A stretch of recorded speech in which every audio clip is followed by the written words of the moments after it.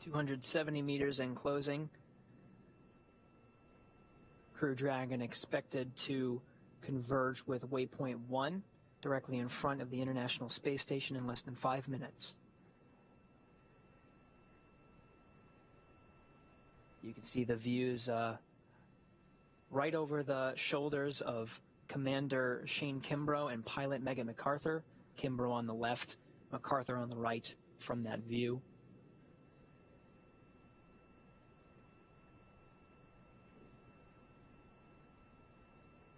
From this view from the International Space Station, you can see what we were mentioning earlier, where Dragon was below the station.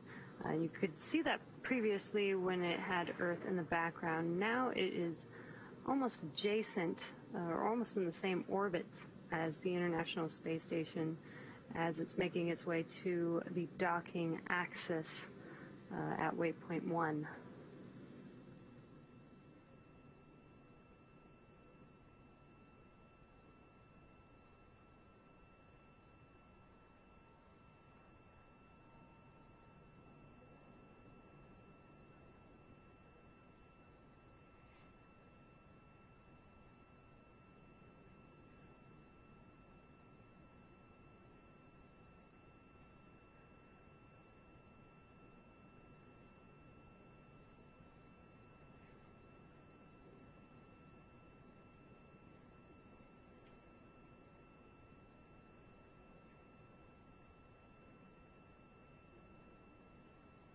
Now this maneuver from below the station to in front of the docking port is almost complete, just a few minutes away.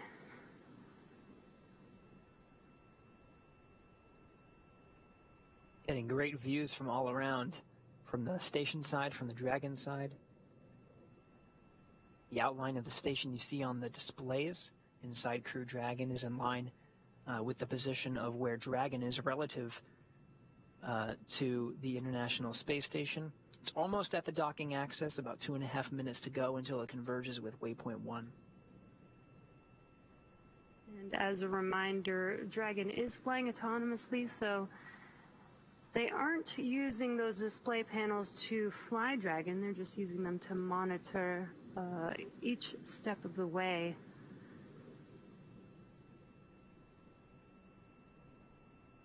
So the crew is basically just patiently waiting until they dock with the station. Now seeing Dragon in a better view, a lot more clear now that it's only 240 meters away. You can see the nose cone clearly deployed, extended towards the space-facing side or zenith side. A really good zoomed-in view, and you could almost make out those 4 bulkhead thrusters on the forward portion of the Dragon capsule. There you go. The Cronus is adjusting the aperture of the station cameras. Dragon SpaceX on the big loop.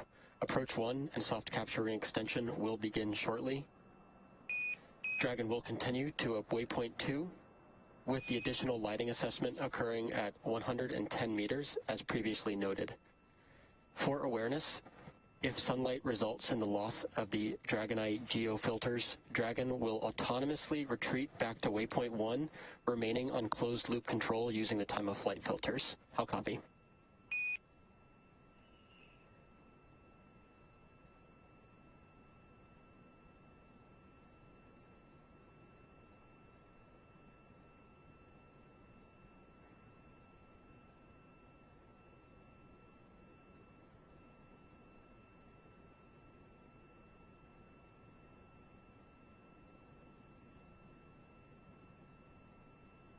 We are in a handover period, so we may have missed a call as we were switching from Tedra's satellites.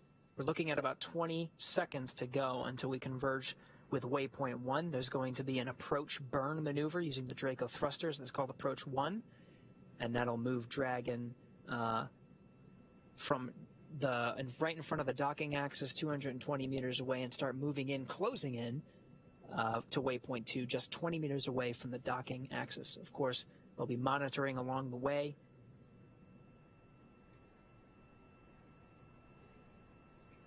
We did hear the Corps mention that they are going to have a checkpoint to make sure that there isn't too much sunlight on the space station, which will prevent Dragon from docking. If that does happen, Dragon will autonomously back out and wait until the sunlight has cleared to ensure a good docking with the space station.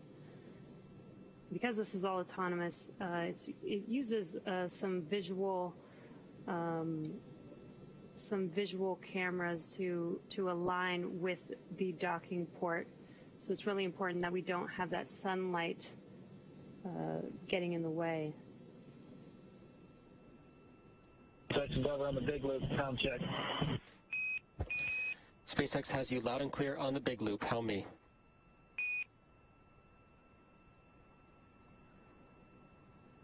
Loud and clear. Your last call, we copied most of it, but you cut out towards the end there. I'm not sure if there's anything important for us. Copy. I'm going to repeat the end of the call. We did have a TDRS handover.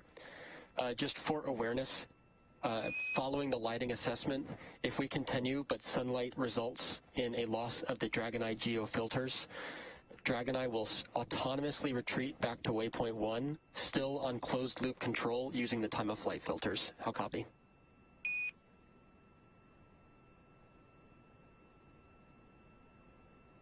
Okay, we copied all. Thank you very much for repeating. No problem, Shane. And for awareness, the C2V2 link reconfiguration has been completed.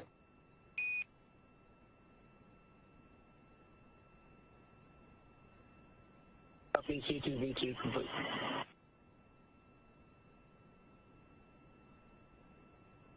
And there, the Corps just reiterated that they will be checking to make sure that the sunlight is not in the way of the visual systems between Dragon and the space station. If that does happen, Dragon will autonomously retract and wait until we do get some good visual views for these systems to dock with each other. So that's right. Crew Dragon resilience actually coming into view a little bit clearer now from the cameras aboard Dragon.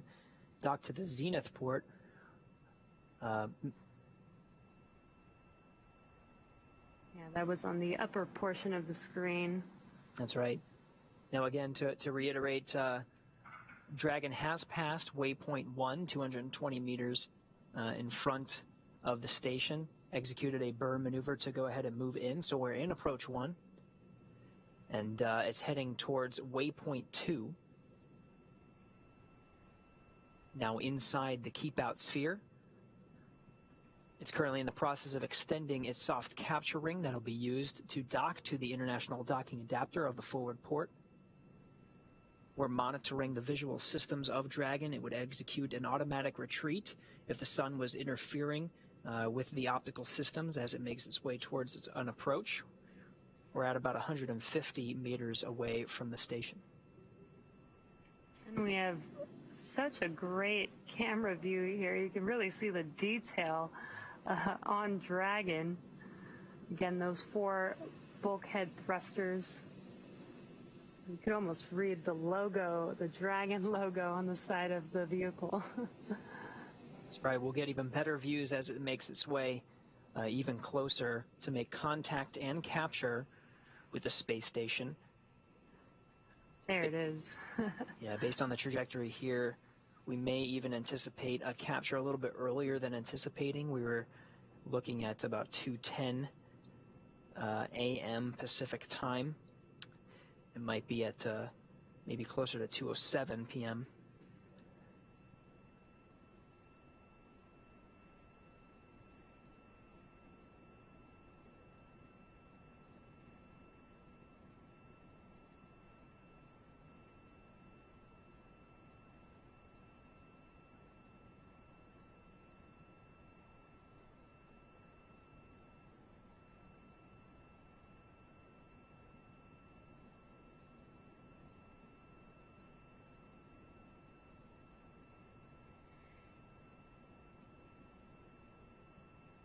The features of the space station coming into view very clearly. Yeah, you can see a lot of the detail there, and as you mentioned, the Crew 1 Dragon. SpaceX station on the big loop. Procedure review complete, ready for docking. Houston copies. All right, that was confirmation from Victor Glover aboard the International Space Station. From the space station side, he is go for docking. The soft capture ring itself is fully extended. We're 115 meters in closing.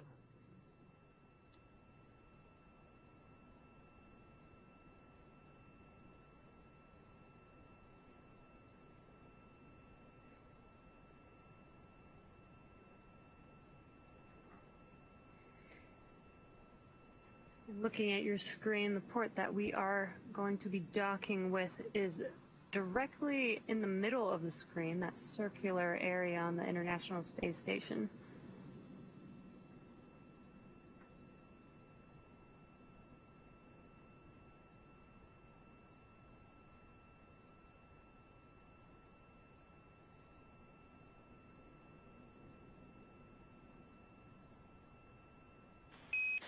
Station Houston on 2 for Ike regarding SSC 17 and D2DM. We are seeing some strange configurations on the video, and we would like to close and restart that. We can take care of that from the ground if you would like.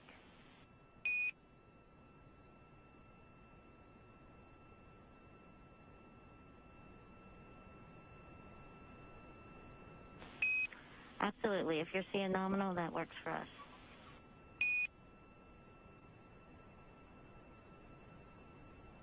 Okay, so Victor Glover aboard the station still has... And Dragon, SpaceX, soft capture ring extension is complete. Additionally, we did beat the sunlight for the Dragon Eye filters, so we are not going to command a hold.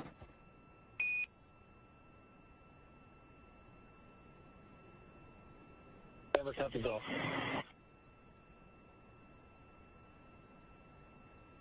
All right, so that's great news. We passed the 110-meter checkpoint that the ground operators were referencing, making sure the sun wasn't interfering with the optical sensors, the Dragon Eye, that are part of the guidance and navigation and control system aboard Dragon.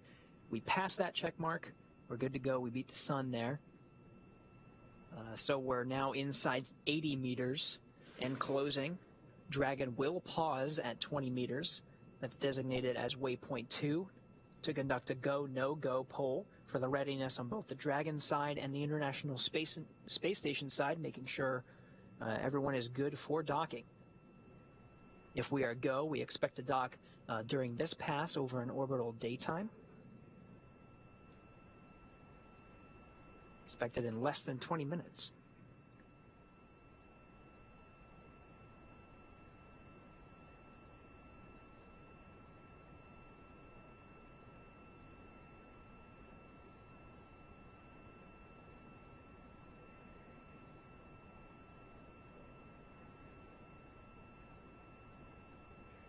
Some of the features there, you can see a lot of the visiting vehicles on board station. At the bottom is a Russian Soyuz vehicle that delivered crew to the International Space Station.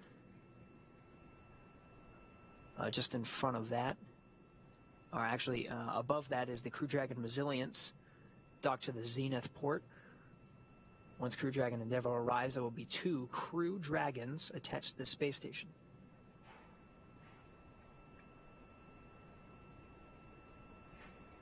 And this view from Crew Dragon looking at the International Space Station, it looks like it's this very slow and steady movement, but in reality they're moving at 17,500 miles per hour. The rendezvous operations are absolutely incredible. You can sort of see the Northrop Grumman Cygnus cargo craft as well, some of the ultraflex solar arrays coming into view a little bit clearly.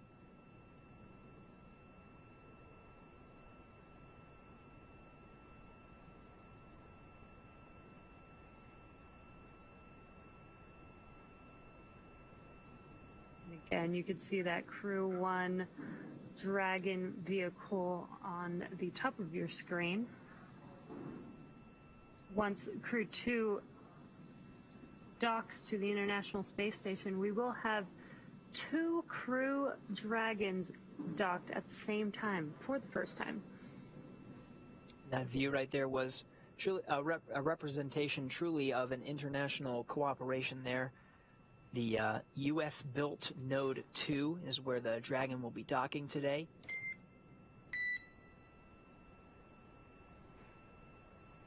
It was flanked by the European Columbus module and the Japanese SpaceX GEM. Endeavour on the big loop, visors down. SpaceX copies. The visors are down. We may enter into a hold at waypoint 2. We are still awaiting ground go for final approach.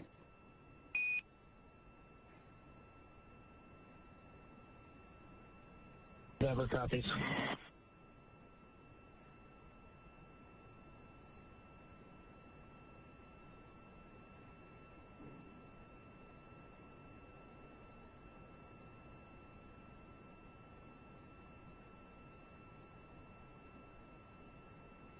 The detail of this camera view is pretty incredible. Here from the International Space Station, watching Crew Dragon as it is slowly approaching.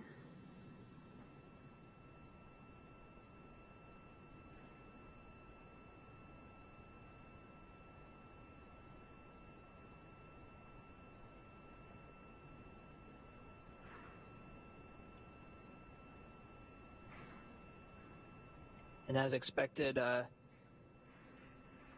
Dragon holding at waypoint 2.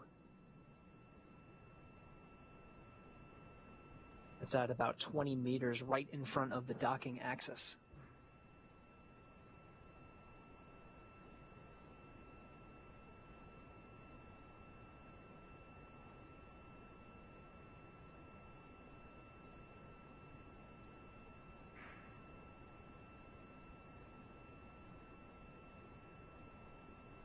And if you're just now joining us, we are just waiting for a confirmation for go for docking. Currently holding Dragon at waypoint 2. And again, it looks like Dragon is just paused and not even moving, but again, as we just mentioned, both the space station and Crew Dragon are actually moving at approximately 17,500 miles per hour. So it's pretty incredible how it can hold these speeds so that it looks like they are just completely paused. That's right. Teams on the ground, both from the station side in Mission Control Houston and Mission Control Hawthorne, just checking and verifying all systems are go to proceed with docking.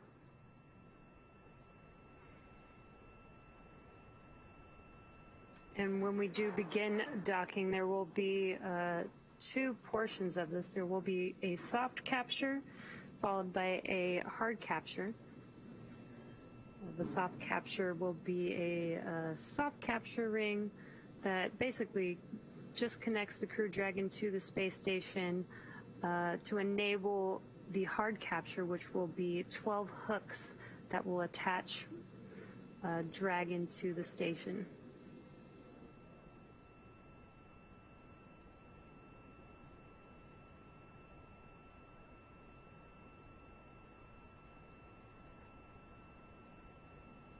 Again, we're standing by the International Space Station, flying over the Indian Ocean now, just south of the Indian border. It's heading on a southeasterly course just south of Australia and should cross over the Terminator line into the Pacific Ocean into an orbital nighttime. The expectation is for Dragon to depart here from waypoint 2 and proceed on with docking ahead of orbital nighttime to beat the sun.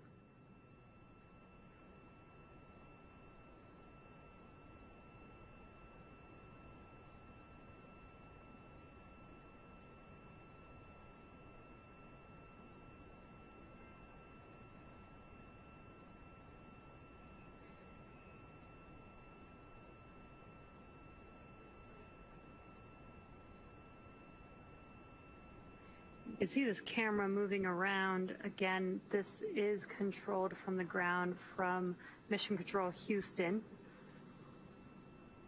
And they're maneuvering this camera around so we can just get a more detailed view of the Crew Dragon Endeavour patiently waiting, docking to the International Space Station. Dragon on its second flight, about to dock to the forward end of the International Space Station for the second time. And Station and Endeavour on the big loop. Ike, we are not able to recover that video for the D2DM, so you can close that window, and we should be ready to press into final approach shortly.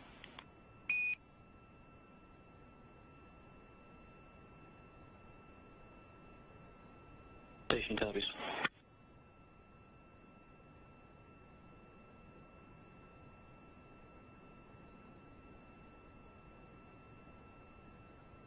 You did hear that call out speak out to Ike.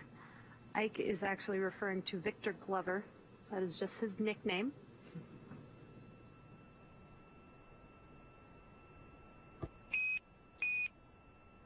Dragon SpaceX on the big loop.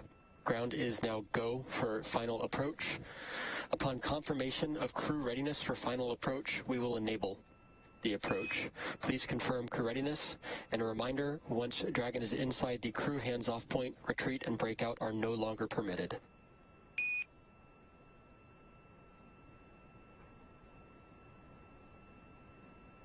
Crew is ready for final approach.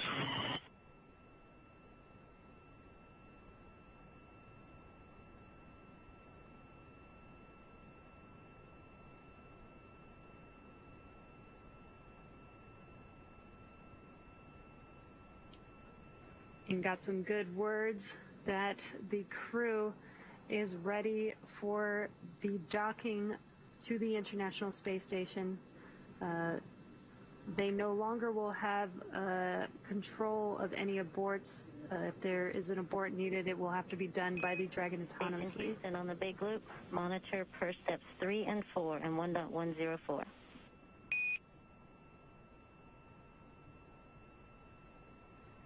Station copy.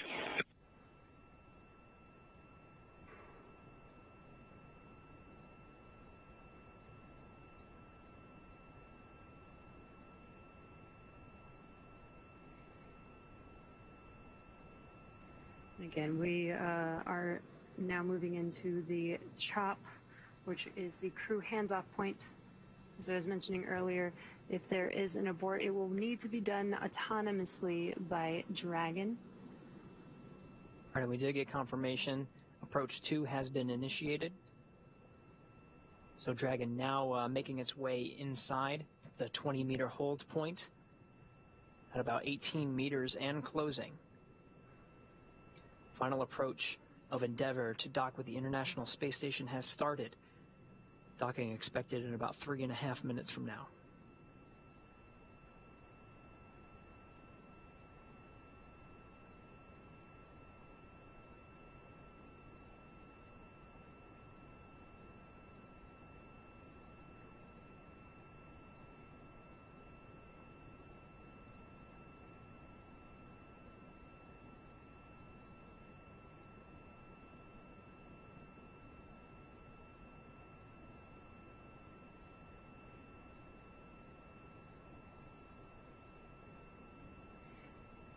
You can see on your screen as Crew Dragon slowly approaches towards that port for docking. Sorry, we're 13 meters and closing, making a slow and methodical approach to the docking port.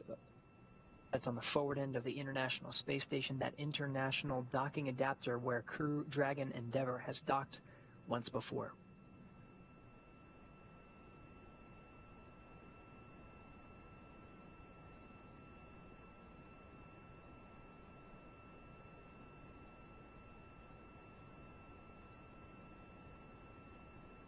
Meters.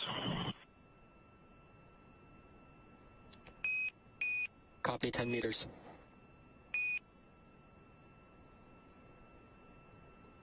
With that call out was Crew Dragon is just 10 meters away from the International Space Station as it continues its approach for docking.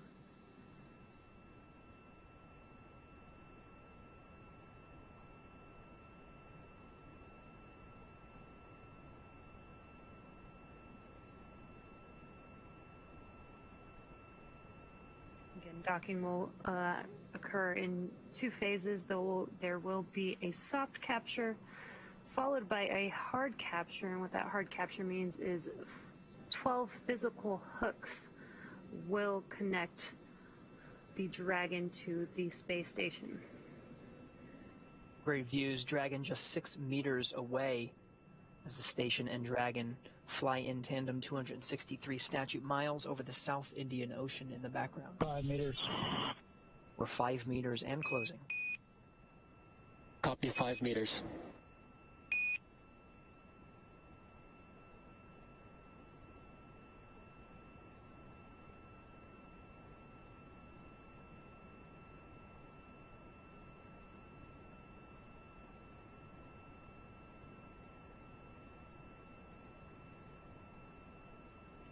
Really start to see the detail on Dragon there as it is closing in on docking.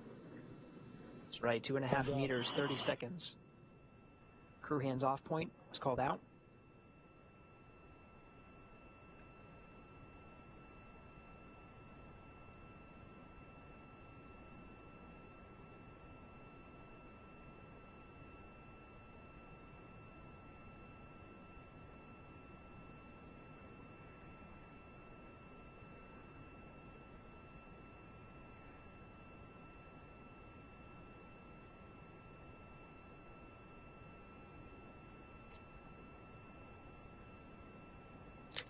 Dragon, SpaceX on the big loop, soft capture confirmed.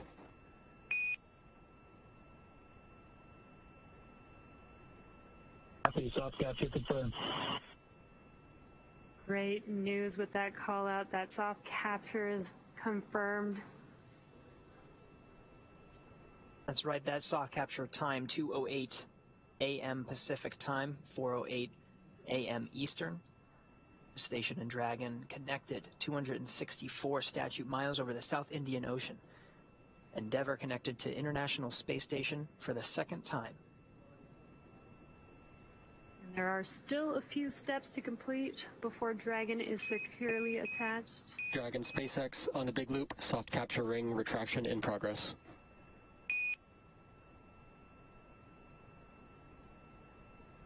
That's good. The ring retraction is happening. Ring retraction happening as expected. And after the ring retracts, 12 hooks will latch, 6 at a time, to perform a hard capture, and will officially mate Dragon to the International Space Station.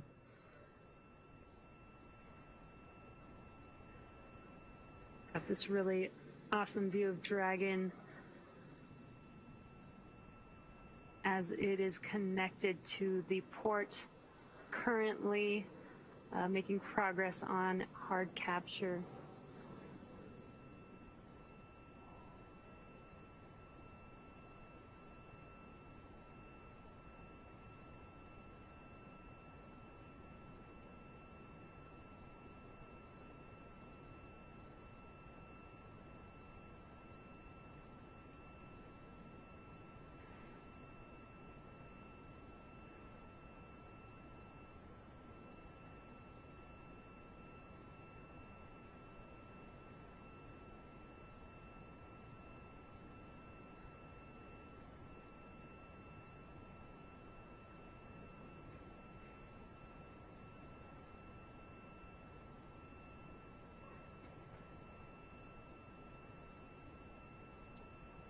Soft capture ring retraction does take some time.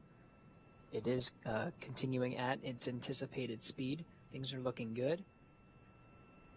Again, this is the first in a series of steps to officially mate Dragon to the station.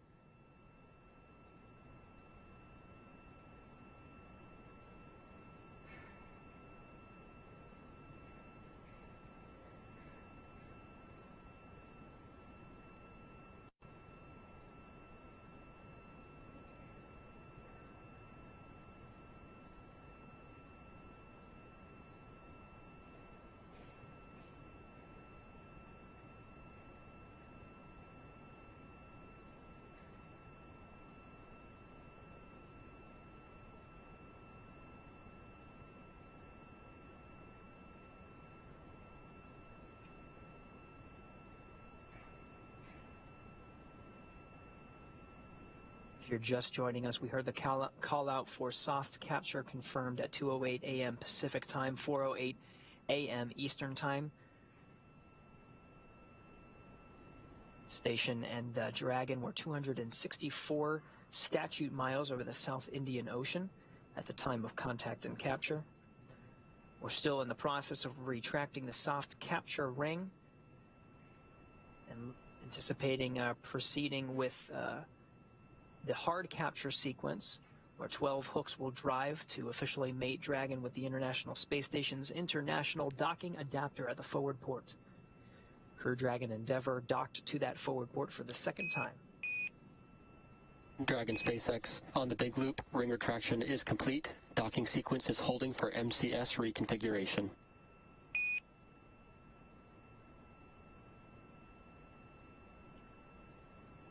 Endeavour copies off.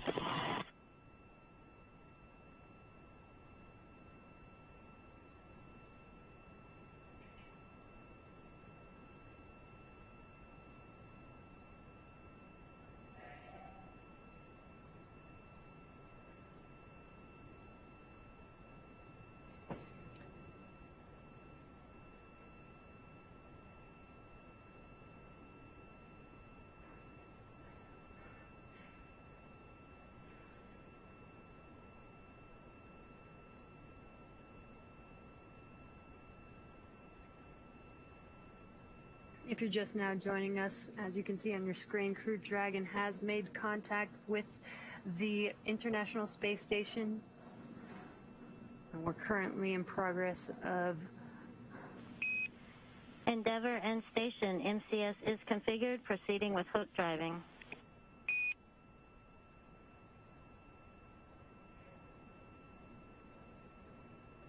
Endeavour copies. Station copies. Great timing there. This is now the beginning of the hard capture sequence. This is where 12 hooks will latch between Dragon and the space station, 6 hooks at a time. This will take a few minutes to complete.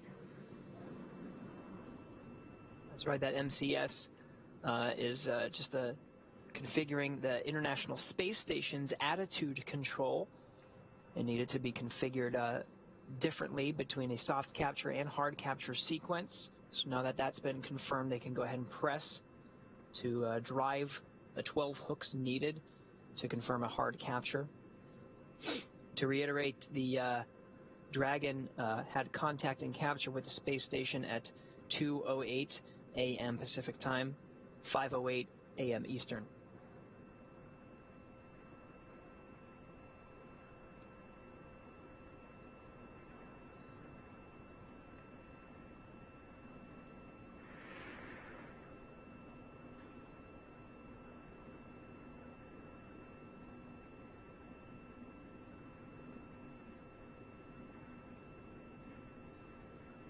Space Station and Dragon crossing over the Terminator line just south of Australia,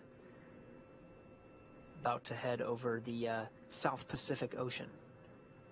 Start seeing the views of Dragon get a little bit dimmer as we still undergo the hard capture sequence.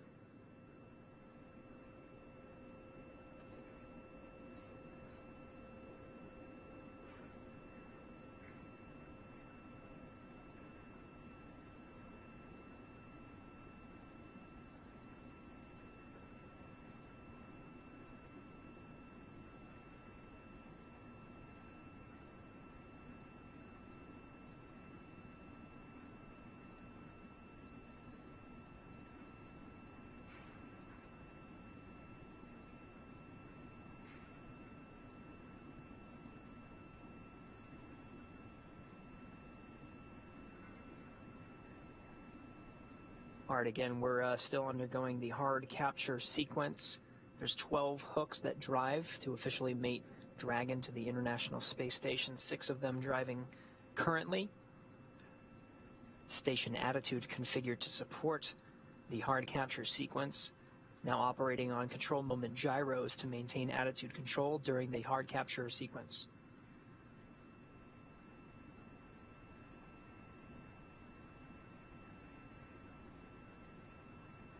right, and we have confirmation the first set of hooks, all 6 have been driven. They look good. The second set are driving and are looking good at the anticipated speed. Halfway there.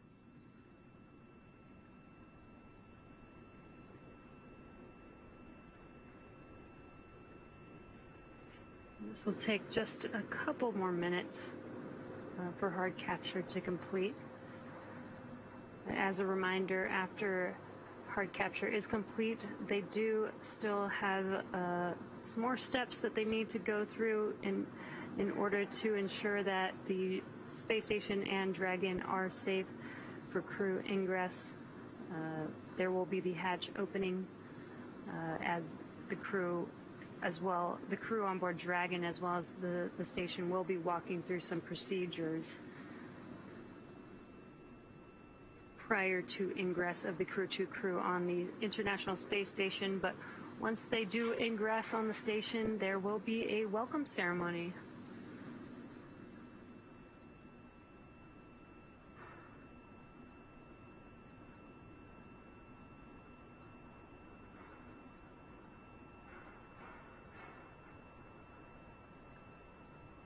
Again, half of the hard capture hooks have been driven and locked into place. The second set of 6 hooks, 12 total, 6 of them driving.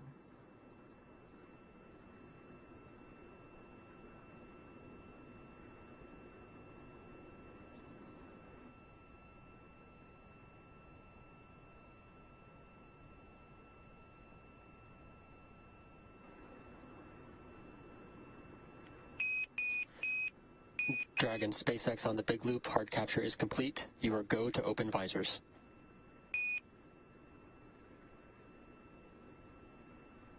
Copy, hard capture complete. Opening visors.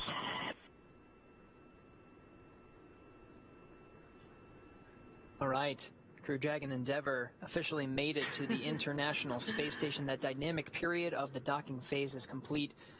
The crew inside Dragon have been wearing their suits just as an extra precaution, but they can go ahead and pull up their visors. It's going to be some time until the hatches themselves are open between Dragon and the International Space Station. Still some things to configure on that side. The vestibule on the International Docking Adapter that separates the hatches of Dragon and the International Space Station, that's been exposed to the vacuum of space and has had the sun shining on it periodically.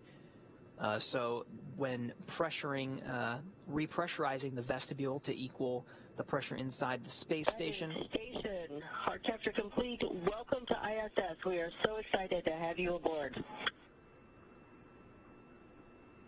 Thanks, Shannon. We're glad to be here. We'll see you all in a few minutes.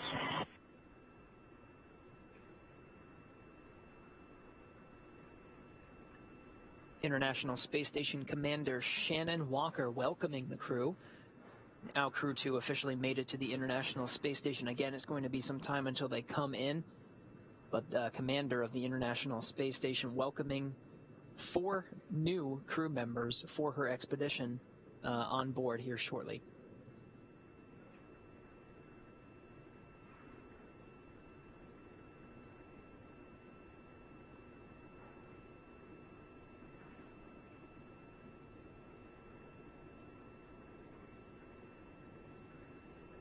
All right, so again, there's a series of steps here as we enter into an orbital nighttime, completing the docking of Crew Dragon Endeavour to the International Space Station for a second time.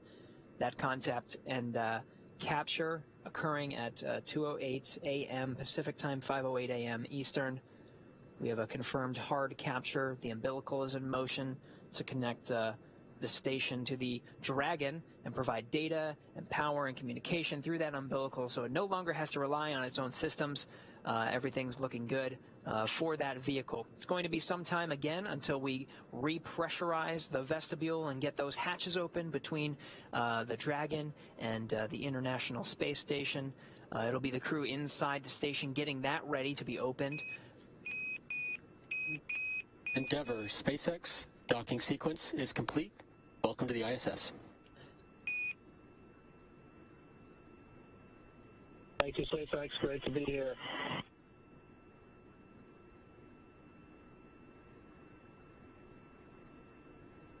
some more official words that docking is complete. The crew must be so excited to finally have arrived at the space station. Again, there is some more steps that they will need to complete and some checks before they can ingress on the space station. But the crew can now get out of their suits before moving into hatch operations. So now they can start to get comfortable again. They no longer need these suits now that they have arrived at the space station. That's right. And so it'll be some time again until that area between the International Space Station and or the hatches. SpaceX Endeavour on Dragon to ground. Are you ready for us to begin seat doffing?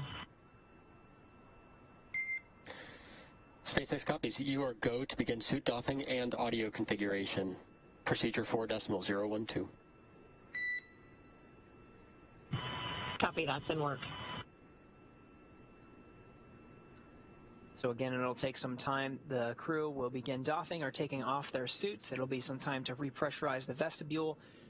Station side, astronauts on the station side will configure the hatch, getting ready to open that up and welcome the crew inside the International Space Station. It was a pretty great docking. Everything happened right on cue and as expected. So it was a great to see Crew Dragon Endeavour dock to the International Space Station once again. We've enjoyed it from here in Mission Control Hawthorne, but to see how things turned out from the space station side of things as we work together to complete today's operation, let's go to Courtney Beasley for a refresher on what's ahead now that Dragon is docked. SpaceX cameras are external.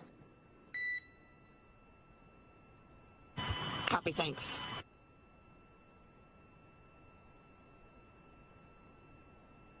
Thanks, Gary. It's great to see Dragon successfully docked to the International Space Station. Even through the face masks, you can see and feel the excitement in the room here in Mission Control Houston. Now that we're docked, Victor Glover is securing some hardware, and then he'll move right into hatch operations. First, he will open the large hatch at Node 2 forward, giving him access inside the pressurized mating adapter. Then he will have to pressurize the vestibule, which is the small space between the hatches on Dragon and the space station. This was exposed to vacuum prior to docking, and he will need to fill it with air and make sure its pressure is nearly equal with the atmospheric pressures on Dragon and the station. He will use a small valve on the station's hatch to slowly introduce air into the vestibule, and flight controllers here in Houston will monitor the pressure and temperature readings inside and verify that everything is leak-free before we get ready to open up the hatches. We expect it to take about 2 hours to get everything pressurized and checked out before we open hatches. With Dragon successfully docked to the International Space Station, that's the latest from here in Mission Control Houston. And back to the team over in Hawthorne. All right, thanks, Courtney. As mentioned, it will take some time to go ahead and go through those procedures, but we'll stay with you throughout today's coverage. Of course, one of the major things will be repressurizing the vestibule in between the hatches. There's a hatch called the APAS hatch. That's the hatch on the International Space Station side. And then there's the Dragon hatch itself. In between is a vestibule that's currently at vacuum. So in order to travel through both hatches, you need to repressurize that. Now that there's a hard mate between the two vehicles, they'll check the seal. They'll do some leak checks as they're repressurizing the vestibule up to vacuum. And that will take some time. SpaceX Endeavour, com check on the cabin mic. SpaceX has you loud and clear on the cabin mic. We have you the same, thanks.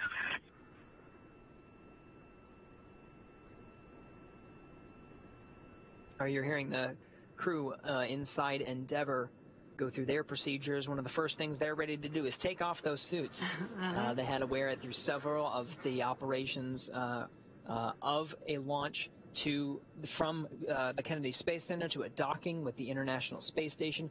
Launch is a very dynamic activity, so they had suits on up until orbital insertion, and then they were able to doff their suits, have a meal, go to bed, check out some of the systems, wake up, and then right before they entered into the approach phase of today's flight with the approach initiation burn, they got their suits on and were able to pressurize them, and they held pressure throughout that sequence of today's flight until docking. Now they get to take it off. They get to stretch out, change into something a little bit more comfortable, but not too comfortable, of course, because they will be. We will have an event to welcome them on board the International Space Station we expect all 11 crew members to be there to welcome them. It's going to be pretty crowded, but it should be very exciting to see that many people on board the International Space Station. And those call-outs that we just heard were they were doing a comm check with the Crew Dragon communications because they've now taken off their suits. They have comms through their suits, but since they're not going to be wearing their suits anymore, they need to use the comms through Dragon. So very exciting. It sounds like they're getting out of their suits as we speak, or doffing their suits. And then we will soon begin the process to open up those hatches so that the crew can finally ingress onto the space station. So it will take a little bit of time, but we will be here with you through every step of the way.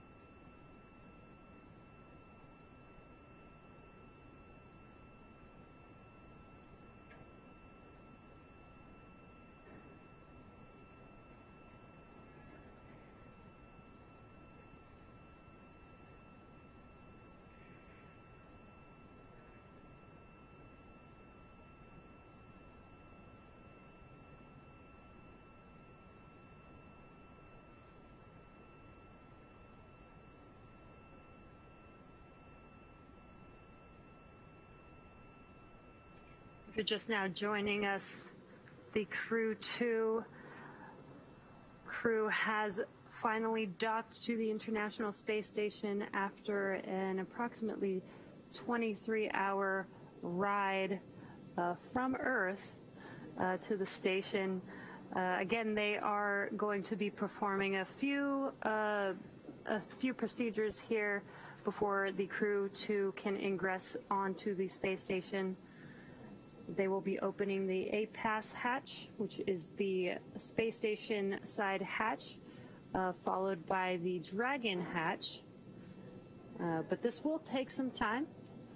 They will need to repressurize the vestibule in between those two hatches before the crew can ingress. That's right. The umbilical on the Dragon side has been fully extended to provide power, communications, and data from the International Space Station to the Dragon, so the Dragon no longer needing to rely on its own power systems. And of course, when the hatches are open, they'll be able to mix the air from the environment that's inside the space station with the Dragon, so it no longer needs to rely on its environmental control and life support systems. In the meantime, it is still doing so because the hatches are closed between both the Dragon and the International Space Station. There is a gap called the vestibule in between them that's currently at vacuum. That vestibule has been exposed to the vacuum of space on the forward end of the International Docking Adapter.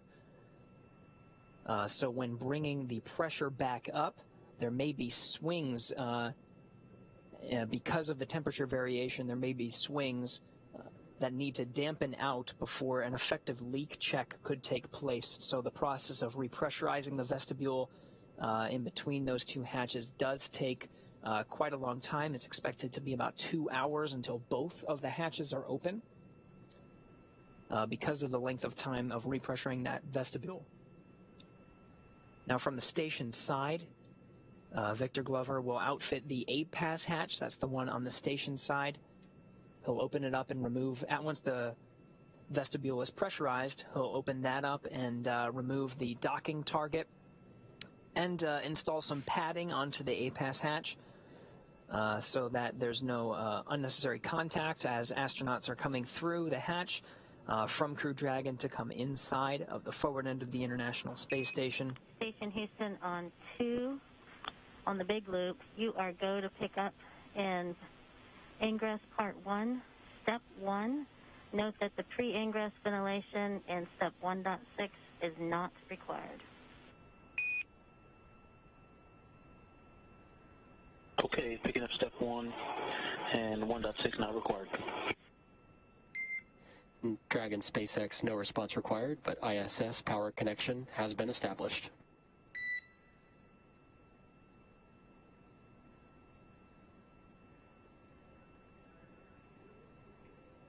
There you go. So Victor Glover on the International Space Station side already going through his procedures to get the hatches configured for ingress, essentially supporting the opening of the hatches, repressurizing in the vestibule. There's a lot to happen before we can open up the hatch and welcome the crew on the inside. The umbilical has been fully extended, and we just got confirmation that Dragon is drawing power from the International Space Station, so the solar arrays on the station providing power downstream to the Dragon. Dragon no longer needing to rely on its power. That officially confirmed. It will again take some time until the Dragon hatches are open. Dragon and Space Station hatches are open. And we've noticed for the past 2 times that Crew Dragons have docked to the station.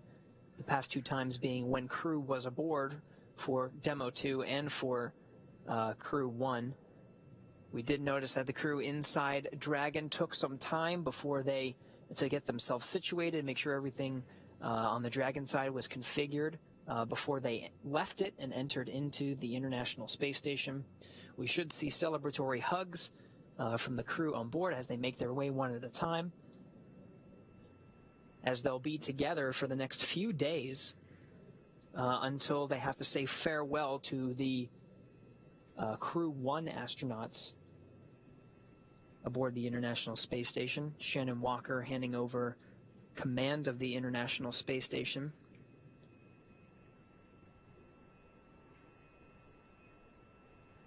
Before she does that, she's going to hand command over to Akihiko Hoshide, who's currently on board Crew 2. He'll take the responsibility of International Space Station commander through the duration of Expedition 65 until he's ready to hand it off to the next crew.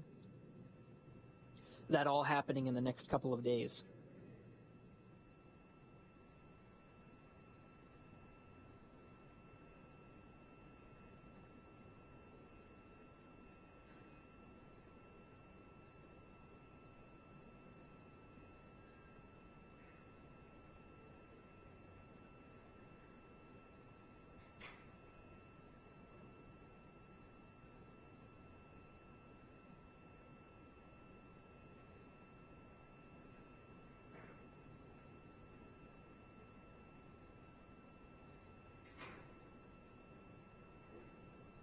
Crew Dragon Endeavour is docked to the International Space Station as we speak.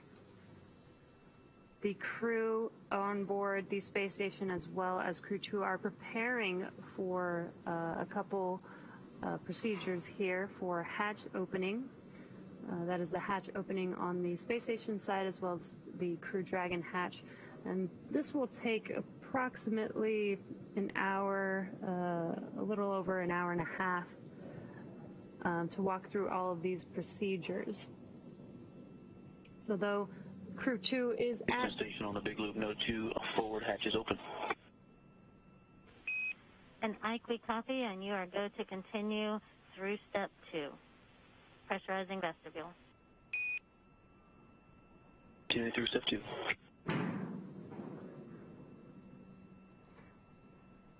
As I mentioned, they are walking through several procedures to get those 2 hatches open As you can hear, that communication between Victor Glover on board the station with the ground team helping him out with the procedures.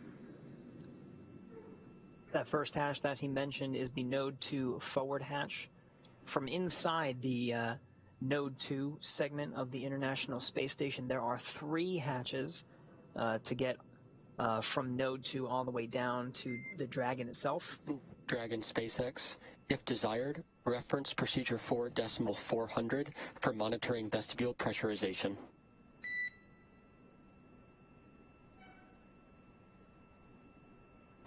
Copy 4.400 for vestibule depress.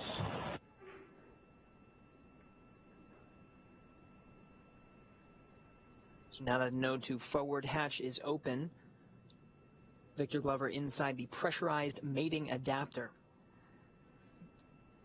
Down the PMA is the APAS hatch, the hatch that separates the International Space Station now from the Dragon.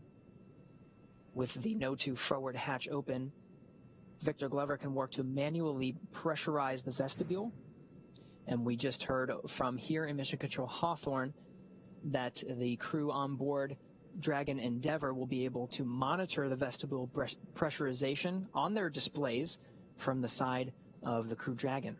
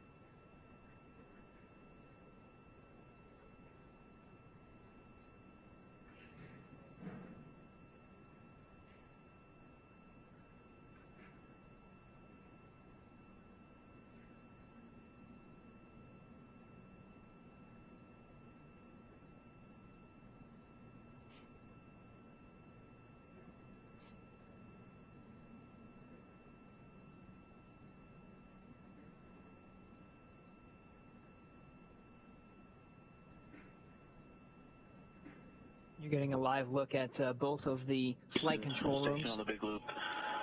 APAS equalization valve closed at 0938. Houston copies 0938.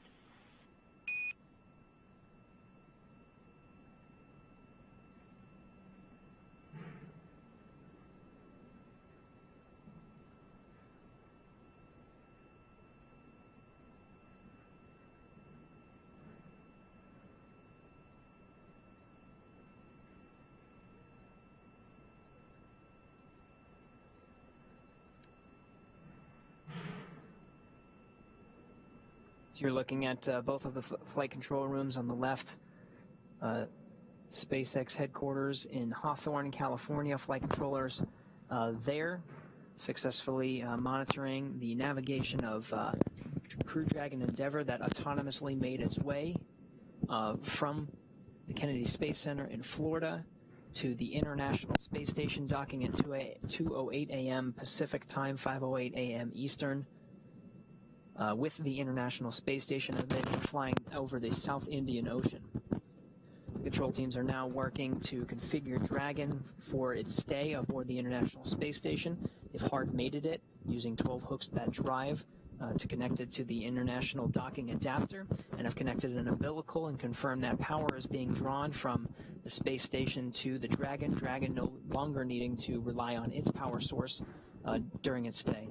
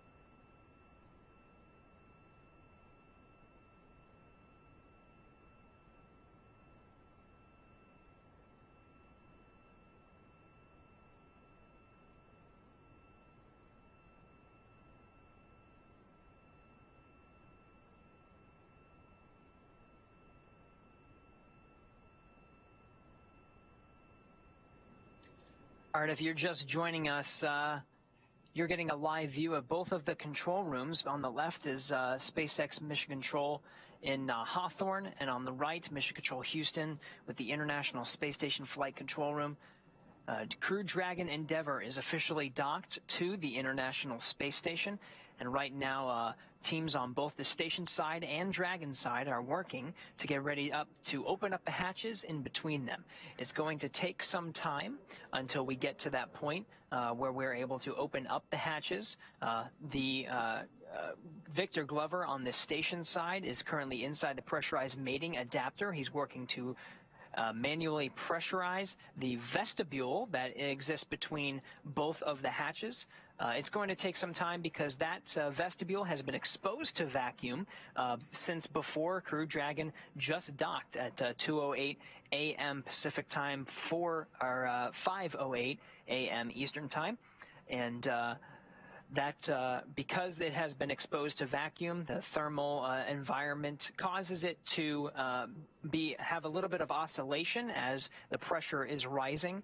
So they need to have some thermal equalization in the vestibule before beginning the pressurization to ensure that the leak checks are accurate. So they'll do a leak check on the way up to pressure, which is a little more than 14 pounds per square inch. They'll do a pressure check at 5 pounds per square inch, make sure everything's good, that the vestibule is holding pressure, and then they'll continue on up to match the pressure between the International Space Station and the Crew Dragon. In the meantime, Victor Glover will open up the A-Pass hatch on the International Space Station side. That's the hatch that separates the vestibule from the Dragon hatch. He'll outfit the A-Pass hatch by taking off the docking target, which is a long rod with an X on it and was used for some of the optical navigation equipment on the Crew Dragon for Dragon's approach and eventual docking to the station. He'll remove that. He'll put some pads on the A-Pass hatch, make sure no one bumps their head on the way in. And then when he heads into the vestibule, there is a little window. Hopefully he'll be able to wave to his crewmates before they actually open up the hatch of the Dragon itself. After both hatches are open, the crews on both sides will get positioned. Well, first the Crew 2 astronauts will just make sure everything is okay on the Endeavour side before they go ahead and officially leave that vehicle. Crew from inside Endeavour will enter or ingress into the International Space Station one at a time, being greeted by the 7 crew members that are currently aboard the International Space Station, including Crew 1 astronauts. You have Mike Hopkins, Victor Glover, and Shannon Walker from NASA, and Soichi Noguchi from the Japan Aerospace Exploration Agency. Also on board, arriving on a Russian Soyuz in April, earlier this month, was Mark Vande Hei of NASA and Oleg Novitsky and Pyotr Dubrov from Roscosmos. Dragon SpaceX for audio configuration.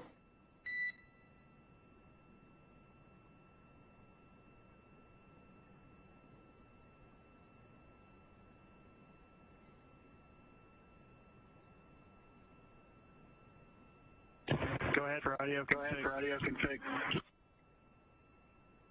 All right, Shane, we are about to transition to hardline audio with ISS.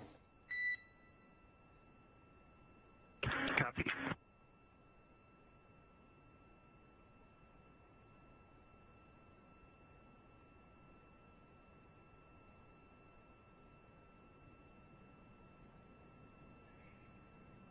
All right, so you just heard the confirmation. The Dragon and International Space Station are mated now by not only the International Docking Adapter, but there is an umbilical that's extending to the space station. We did have confirmation that we have power that's being drawn from the space station to the Dragon side, so they're configuring some of the other channels, including communication. So they'll configure that one at a time. Some of the sequence of events that's going to happen over the next couple of hours until as we continue to repressurize the vestibule and get the station and Dragon outfitted to eventually open up the hatches. We'll be with you throughout the entire duration of this sequence until we have those hatches open and provide a live coverage of a welcome ceremony, show the inside of the space station and the crews of Dragon, both Resilience and Endeavour, and of course the MS-18 Soyuz vehicle that are all on board the International Space Station now as part of Expedition 65, welcoming each other officially aboard.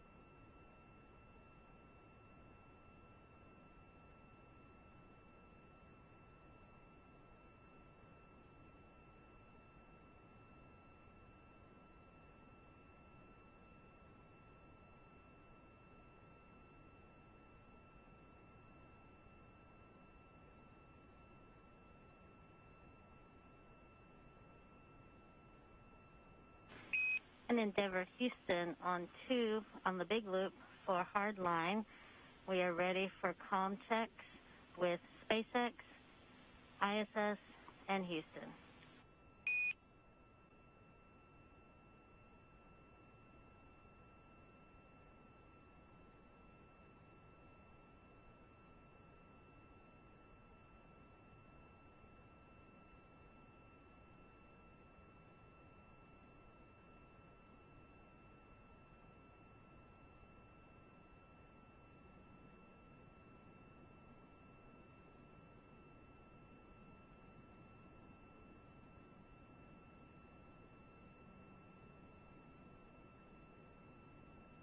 All right, so it's a little hard to see from this view. It's a external camera view aboard the International Space Station. On the port truss, you can sort of see the nose cone flipped up, but that's Crew Dragon Endeavour on the forward end of the station. It's hard mated using 12 hooks that have driven to hard capture Crew Dragon Endeavour to the International Space Station. It's also connected by umbilical to the station. We've confirmed that power is being drawn from the station to Dragon.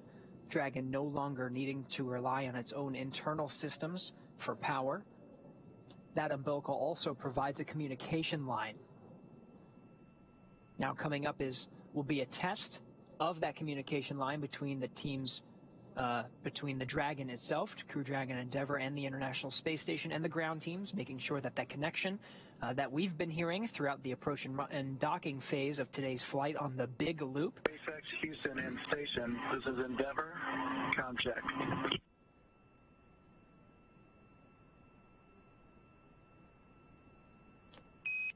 And SpaceX has you loud and clear, Endeavour.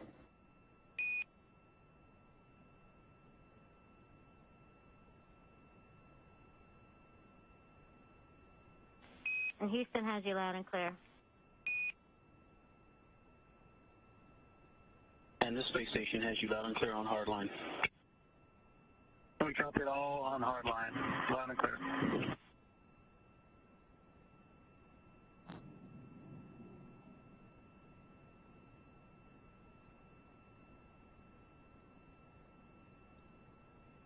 All right, so the same control teams that we've been hearing through the approach and docking phase of the flight on the big loop. That includes the SpaceX flight controllers in Mission Control Hawthorne. The voice you're hearing is Core or Crew Operations and Resource Engineer Arthur Berryalt. He confirmed from here in Hawthorne. From Mission Control Houston, Capcom Kathy Bolt confirmed the hardline communication network is working on board the International Space Station. That was the voice of Victor Glover, who's currently working through the procedures for opening up the hatches, including the repressurization of the vestibule. Still awaiting some temperature equalization there before that begins. But that'll be some of his next steps. And then aboard Crew Dragon Endeavour, Commander Shane Kimbrough confirming that hardline communication is working. So we got good power and good communication through the umbilical line to the Dragon from the International Space Station. We'll continue to provide periodic updates throughout this sequence of repressurizing the vestibule and opening up the hatches, configuring the Dragon and the International Space Station as they are mated together in space.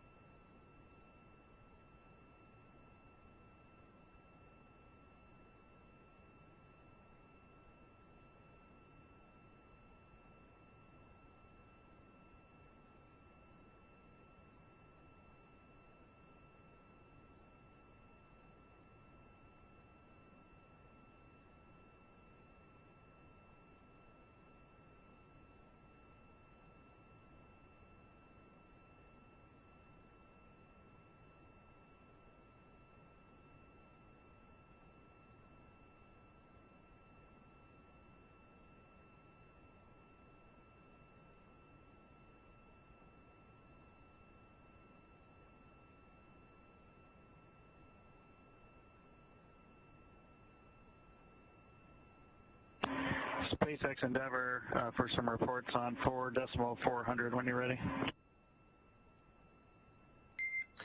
SpaceX is ready to copy for 4.400. Okay, for tablet percentage, MS177, CDR 84, PLT 87, MS279. All right, SpaceX copies. Reading back, tablet power is MS177, CDR is 84, PLT is 87, and MS2 is 79. Good readback.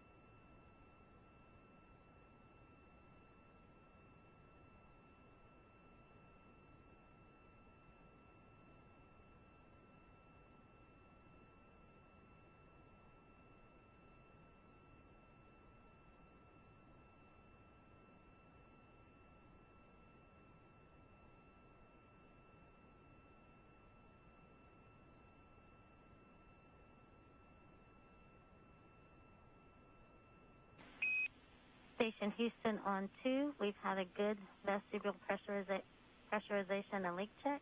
You are go to pick up and ingress part 2, step 3.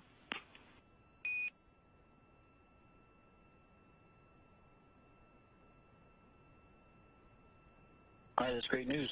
Picking up in part 2, step 3 for ingress. Thanks.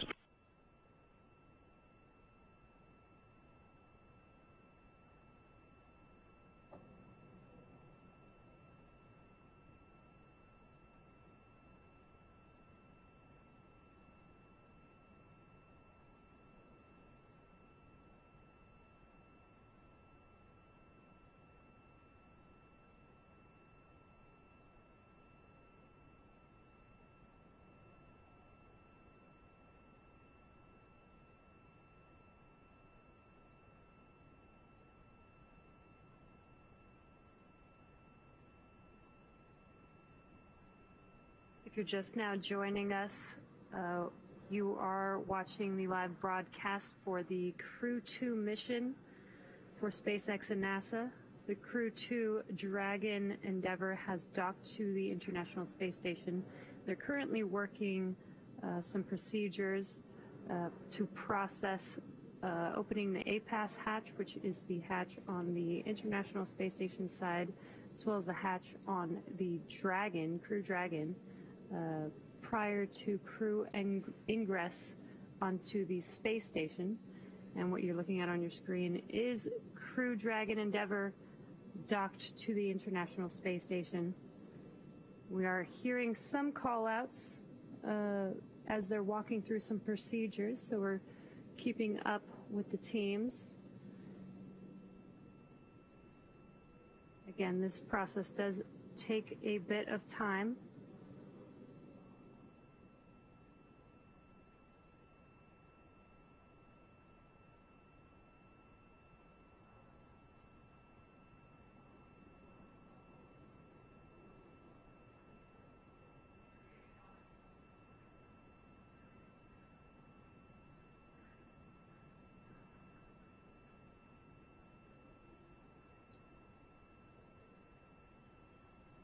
So if you're just joining us,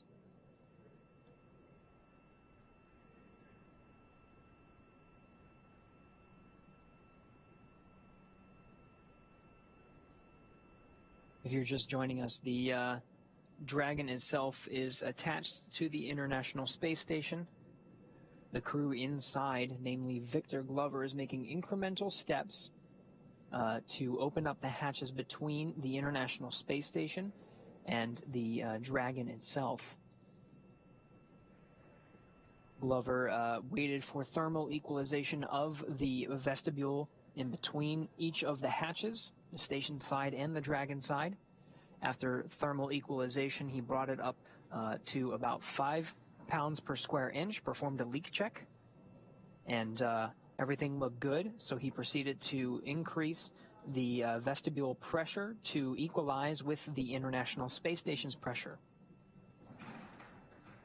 With vestibule pressurization complete, and after a few checks, Glover will be given the go to open up the station side hatch, the APAS hatch. Once that's open, he'll be able to see the Crew 2 astronauts inside the Dragon Endeavour. There's a small window on the Dragon hatch that he'll be able to see them. And his main job before opening up that hatch will be configuring the station side hatch. That hatch is configured with a docking target. It's a small rod with an X on the end that provided guidance for the Dragon during its approach to dock with the International Space Station. He'll remove that docking target and provide some padding to allow safe entry into the International Space Station for the Crew 2 astronauts.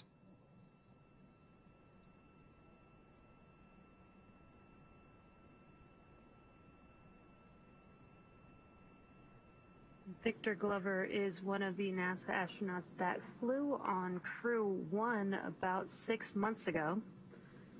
So he is the one preparing, who has been preparing the space station for Crew 2's arrival. This is Victor's first mission on the International Space Station, and first time that he has been to space, so it's pretty cool that he gets to welcome the Crew 2 team and help get them on board the space station. And Station Houston on 2 for Node 2 video.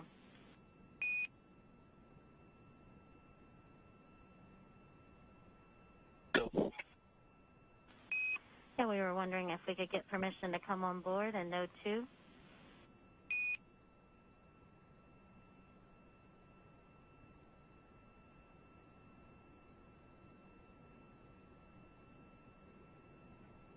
You're welcome. Please come on board. Okay, and we'll need the high-def camera powered on.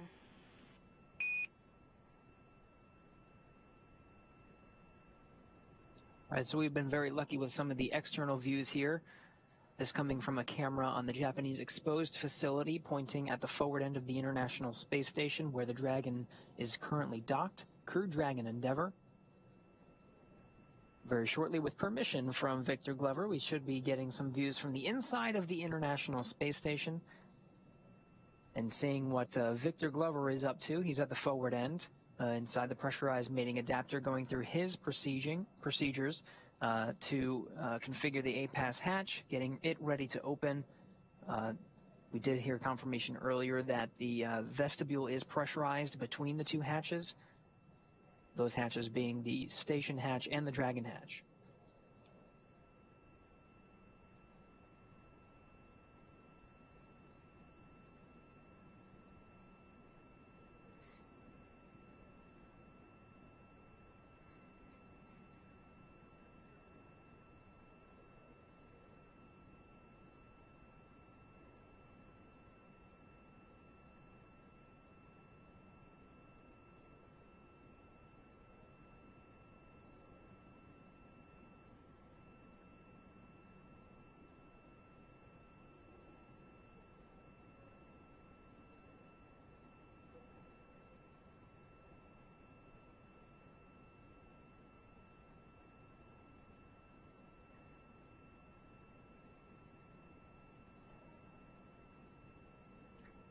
Looks like we got that live view on the station.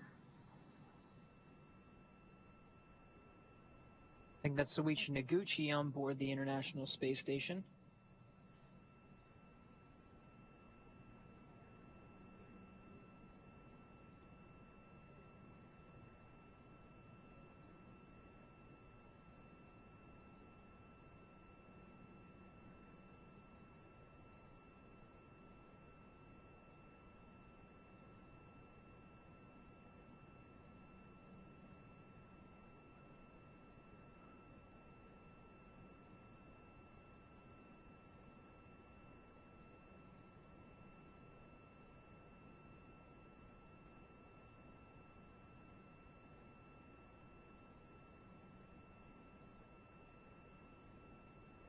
Colonel Mike Hopkins, NASA astronaut and commander of the Crew 1 Dragon Resilience, coming into frame as well.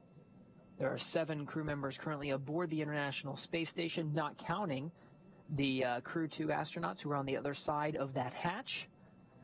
Once that hatch is open, there will be 11 crew members on board the International Space Station.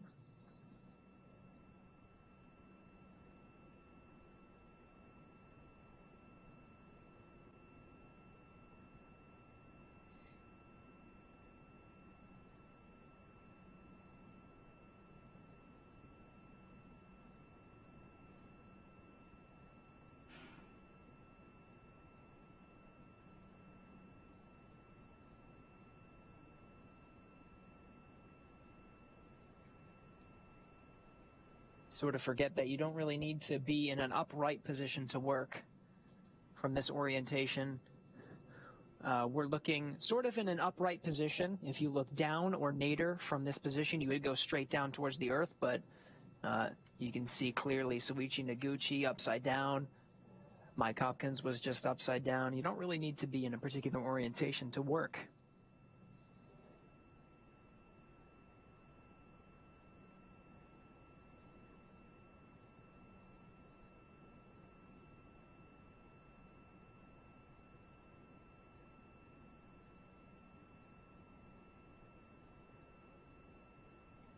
Coming into frame, that is Victor Glover.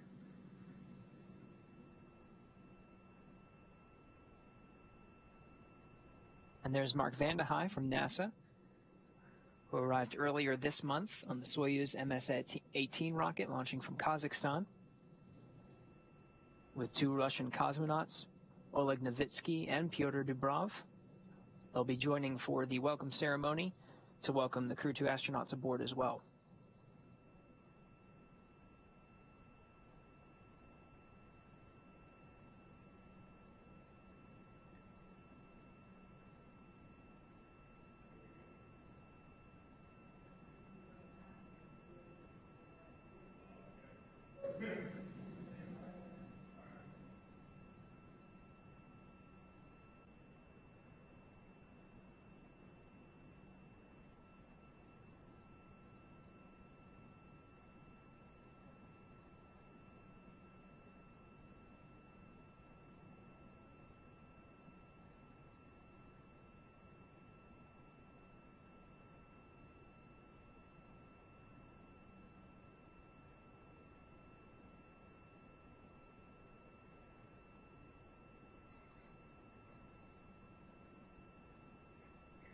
Another thing to point out, you could see that each of them are just wearing socks.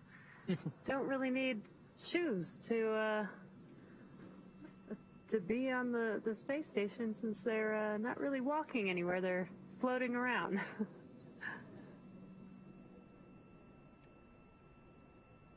Yeah, they use their hands really to propel themselves from module to module, but their feet, you can see some of the blue handrails situated around the International Space Station. Ooh, there's a good shot of how astronauts typically use those handrails. They'll wrap their feet underneath them to stabilize them. Looks like the pressurized mating adapter is used for some stowage, so there's looks like Noguchi and Glover are reconfiguring some of the stowed items to allow some room to open up the A-Pass hatch, the hatch on the International Space Station side, and provide a pathway for the Crew 2 astronauts to come through the hatch to be welcomed in Node 2.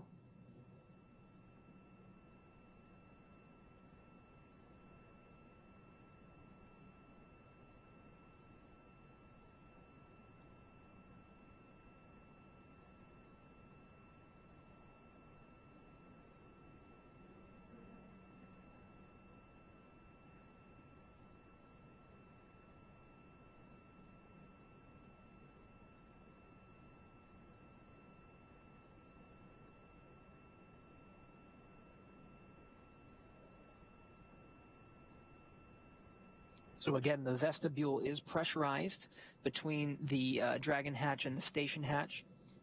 You can see Noguchi working on the station hatch. His next procedure is to go ahead and open it.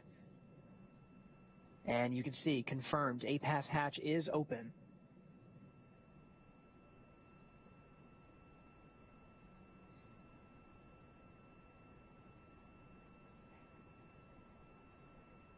Noguchi taking some initial photographs. Part of the procedures will be to survey the hatch itself, inspect for any foreign object debris.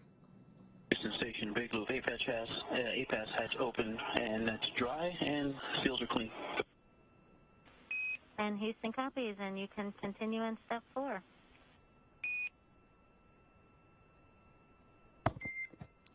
Dragon SpaceX for procedure 4.400.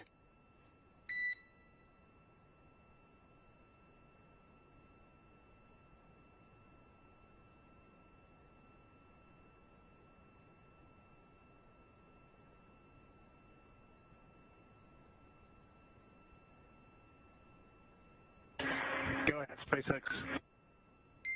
All right, Shane, when you're ready with that A-Pass hatch call, that does unblock us to go into section 5 of 4.400 when we get there. Additionally, when you're ready, we are ready to collect inventory in section 3.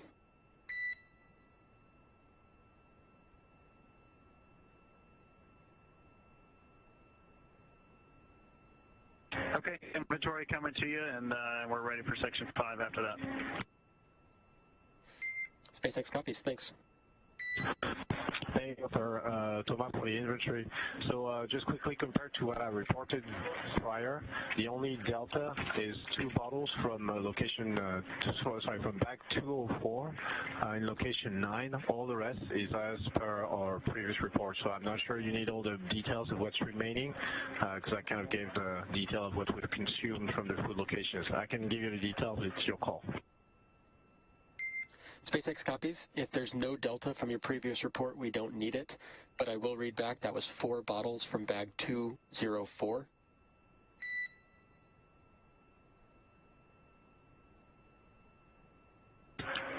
Two bottles, sorry, 2. Copy that. 2 bottles from 204. Last question for section 5 of 4.400. Does that 2 bottle include the additional bottle that will be used in step 5.1, or will we require an additional bottle?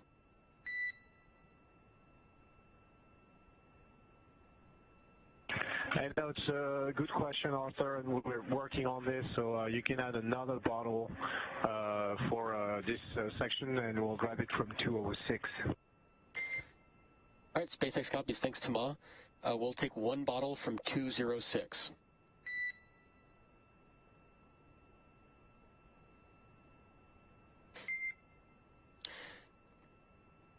And Tama, SpaceX, last question.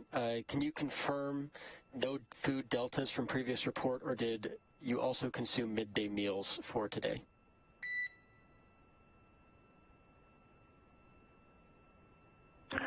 No, we didn't consume anything. The latest, last food consumption was the one I reported before. All right, copy. Thank you.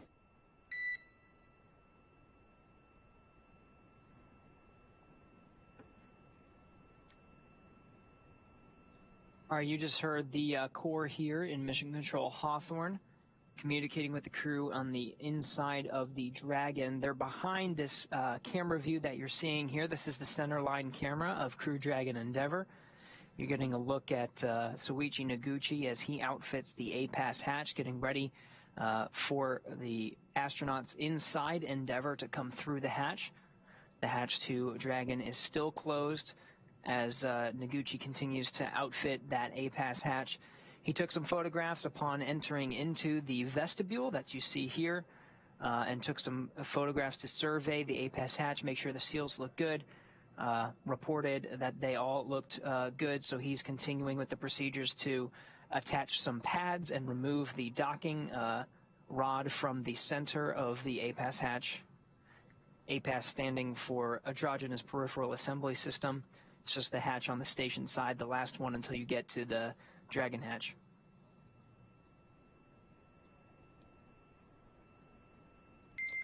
Dragon SpaceX, question on procedure 4.012, suit doffing.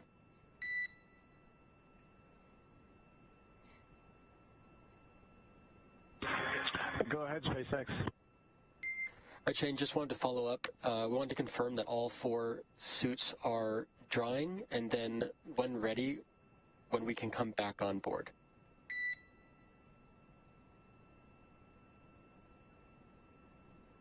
All 4 suits are drying. Some of them have been drying for an hour already, and you are welcome to come back on board. Copy that, Tama. Thank you.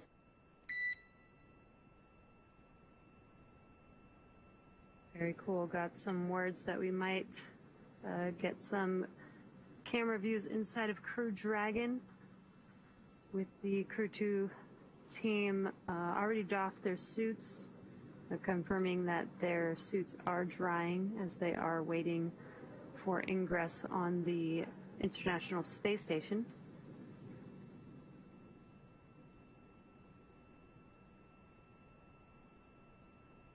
What you're seeing on your screen is Soichi Noguchi getting this vestibule area set up for the Crew 2 ingress prior to opening the Crew Dragon hatch. Once that hatch is open, the crew will not immediately ingress onto the space station. They do need to follow a few more procedures just to make sure that everything is good to go before they ingress on the space station.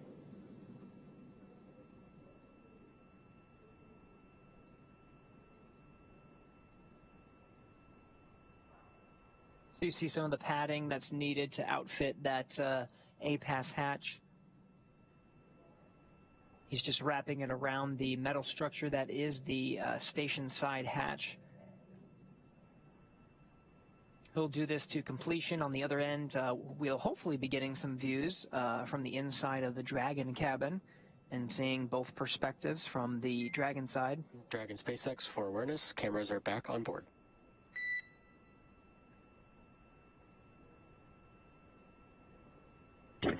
Thanks. Welcome on board. All right. We'll hopefully get those views inside Dragon soon. Meanwhile, Soichi Noguchi continuing to outfit the hatch. Again, this is one of those steps to get all of the hatches open in between Dragon and the International Space Station. Now getting views from inside Dragon. The crew have doffed or taken off their suits. And so now they're dressed and ready for the welcome ceremony. Once they get on board, we'll have some hugs, and they'll have a chance to talk with some of their crewmates before getting in front of the camera to officially welcome the Crew 2 astronauts aboard the International Space Station, an orbiting complex that will support a crew of 11 until Wednesday the 28th is the planned undocking time for the Crew 1 astronauts, Soichi Noguchi, currently one of those astronauts that will be departing, along with 3 American astronauts, including Mike Hopkins, Shannon Walker, and Victor Glover.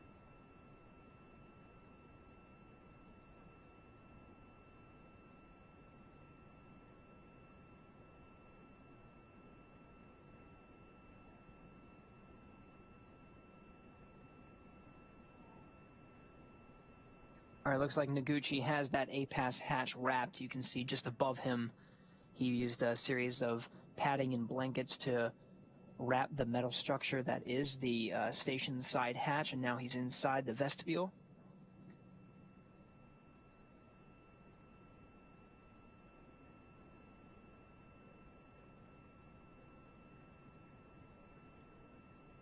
See some of the tubes he's bringing in the vestibule section that are peeking through towards us on the pressurized mating adapter side. That'll allow the circulation of some of the air from the station side and remove any carbon pockets that may appear in the environment of the space station.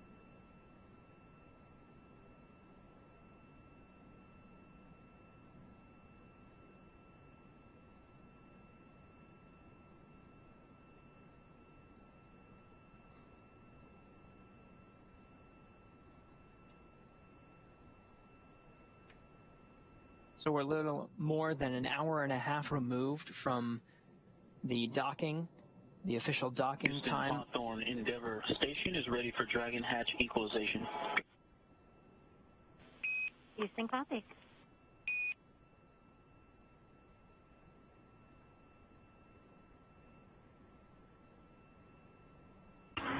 Endeavour copies. Endeavour copies.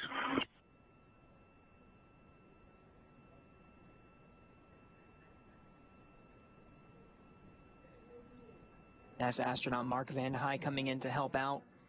The crew on both sides getting confirmation. The next step's underway to get that other hatch open. There's one more hatch. You see the station side hatch open at the back end of the pressurized mating adapter there. There's one more hatch, the Dragon, on the Dragon side. And the crews on both ends are working through to open up that hatch and welcome the Crew 2 astronauts on board. Just going to stand by for a few minutes for pressure to equalize between the International Space Station and the Dragon hatch before go ahead and opening that final one.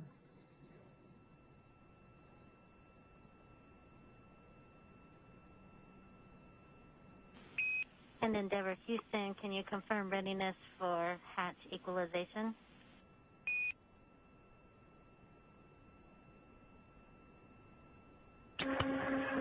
Endeavor's ready. Endeavor's ready.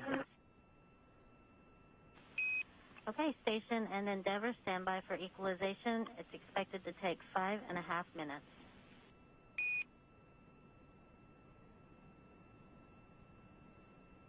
station, copy. Endeavour copies. Endeavour copies.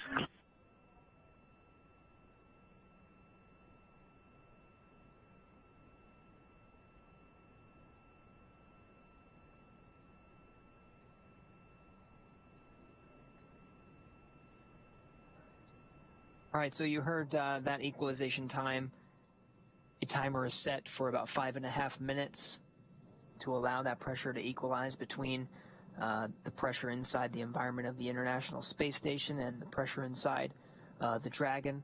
That pressure has to be equalized within both spacecraft before the Dragon hatch is open, one of the steps to open up that final hatch. So we'll just stand by as that equalization is underway. In the meantime, you can see in the pressurized mating adapter, Mark Vande Hei currently moving some stowed items around, creating a clear pathway for the Crew 2 astronauts to enter the International Space Station once they head through the hatch, being assisted by Suichi Noguchi. We've also seen Victor Glover, who was primed for monitoring Crew Dragon's approach to the International Space Station.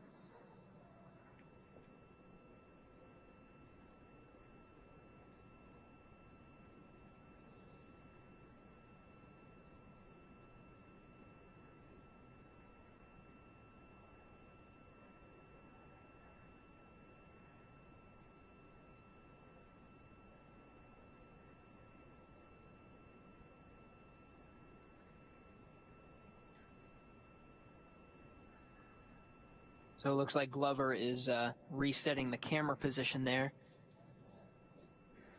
That view provided a nice angle downward into the pressurized mating adapter to see some of the activities happening for opening up the hatches. Now Glover's just getting that camera set up for the next activity, which will be a welcome ceremony.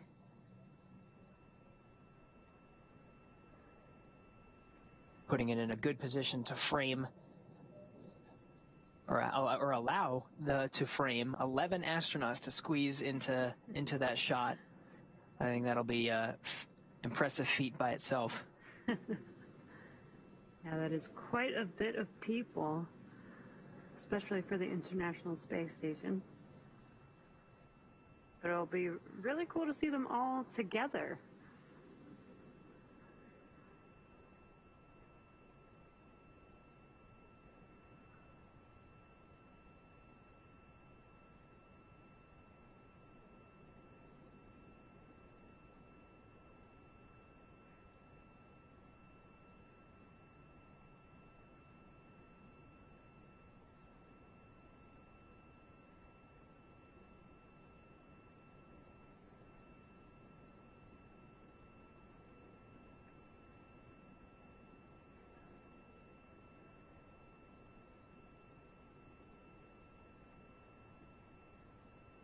So right now it's looking like the procedures to undergo opening up the hatch. Again, we're still waiting for pressure to equalize between the space station and the Dragon itself before opening up that hatch.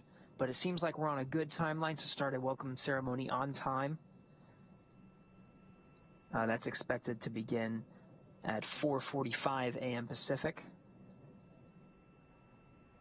Should be 7:45 a.m. Eastern.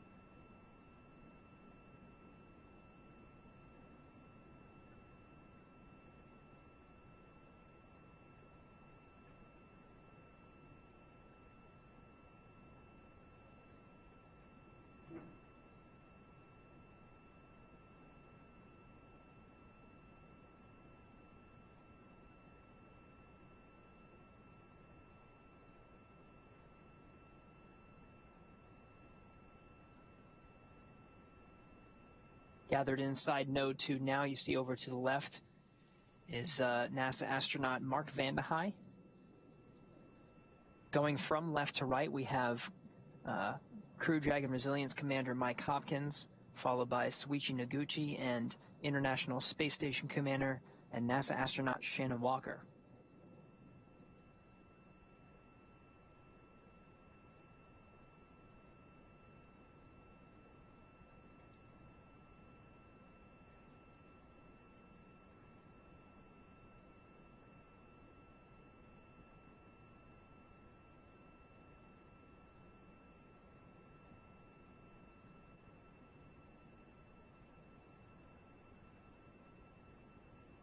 How do you fit 11 people on camera? That's what we want to know. And that's what it looked like they were trying to figure out, trying to get into position to see probably where that camera should be and where they should be facing. Yeah. All right, we'll get periodic handovers from the views we were seeing on board the International Space Station as well as Dragon. The views being provided through tracking and data relay satellites, geosynchronous satellites that provide that video feed from the International Space Station. Right now you're looking at mission control in Hawthorne, flight controllers looking after the Dragon Endeavour and its systems. Dragon will be configured for a long duration stay aboard the International Space Station, eventually being configured for a quiescent mode. Will remain there for 6 months with periodic checks, of course, to check on the status and health of the spacecraft itself before it departs 6 months down the road.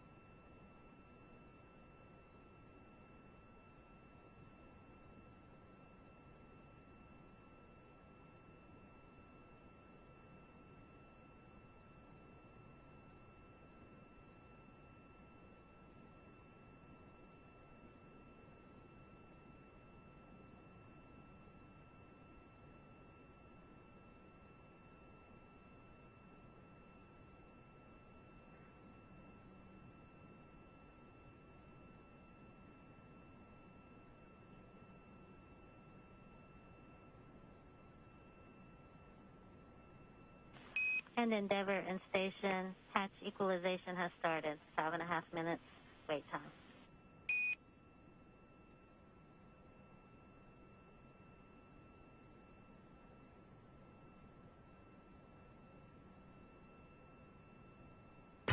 Endeavour copies.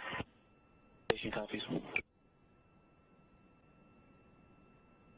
All right, so the pressure is...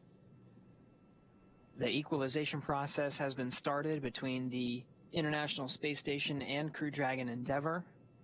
The clock starts 5.5 minutes. After that clock runs out, the teams will verify that the hatch is good to open between the Dragon and the International Space Station.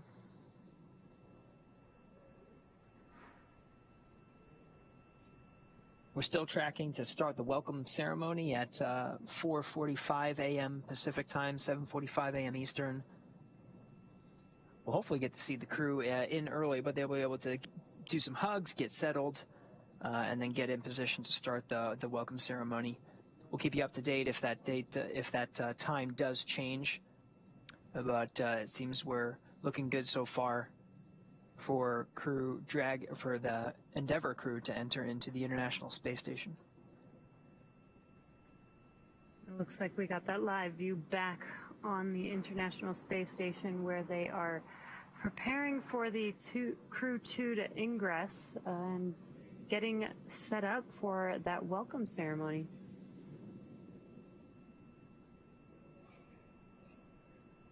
You can kind of see them all coordinating with each other on maybe where the cameras need to be. and where they want to do this welcome ceremony.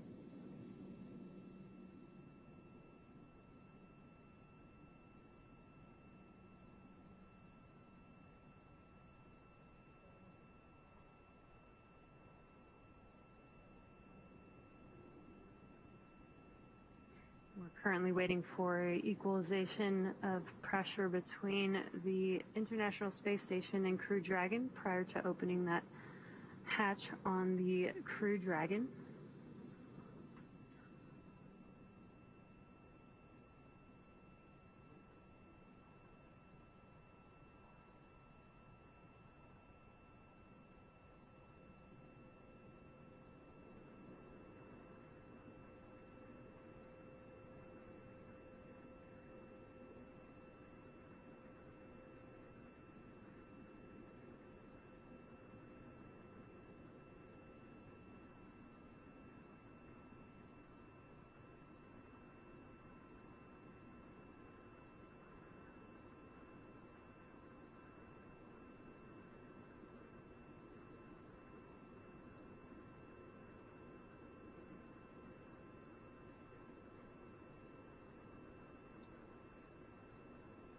So again, we're in the middle of a 5.5 minute timer as equalization is underway between the pressure inside the International Space Station and pressure inside the Crew Dragon Endeavour. So we'll just wait on the status after that 5.5 minute timer and the OK to open up the Dragon hatch. It may be some time after the Dragon hatch is open until the Crew 2 astronauts enter into the International Space Station. But we're tracking a welcome ceremony to formally begin as of now in 45 minutes. Keep you up to date in case that changes.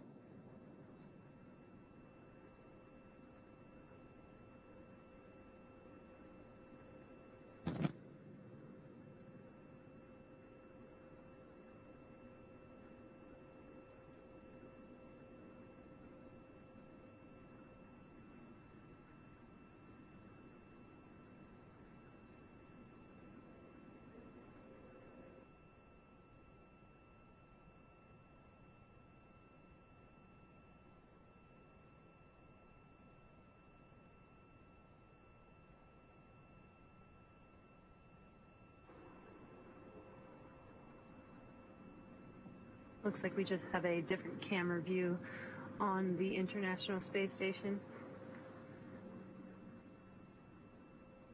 That is JAXA astronaut Soichi Noguchi that you see in the frame right now.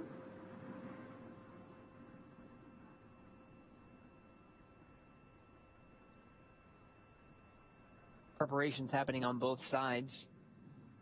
We're mostly getting views from the International Space Station side, but the Crew 2 astronauts are inside the Crew Dragon capsule getting configured. Because once they enter through the hatch, they'll join the 7-member crew of Expedition 65 that's currently aboard the International Space Station and conduct a welcome ceremony. We'll see some hugs and shared camaraderie among the Expedition 65 crew for a little bit, and then formally welcome them to the to Expedition 65 aboard the space station.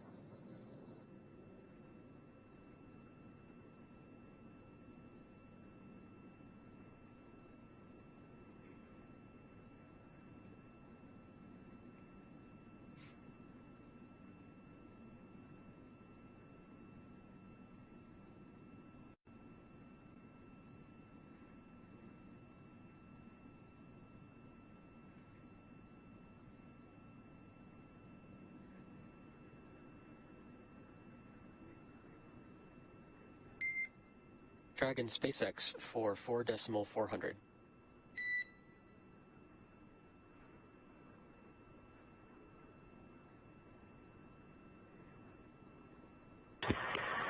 Go ahead, SpaceX, on Dragon to ground.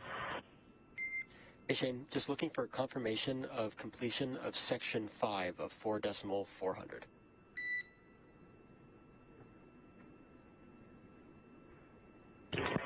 Section 5 is complete. SpaceX copies, thanks. And additionally, last check is completion of procedure 4.012, suit doffing.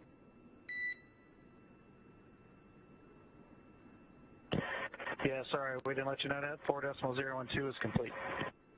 Much appreciated. Thank you, Shane.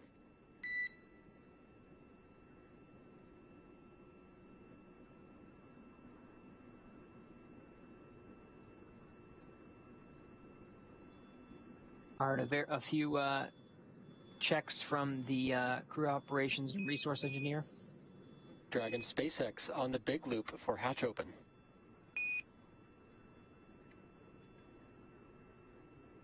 Go ahead for hatch open on the big loop.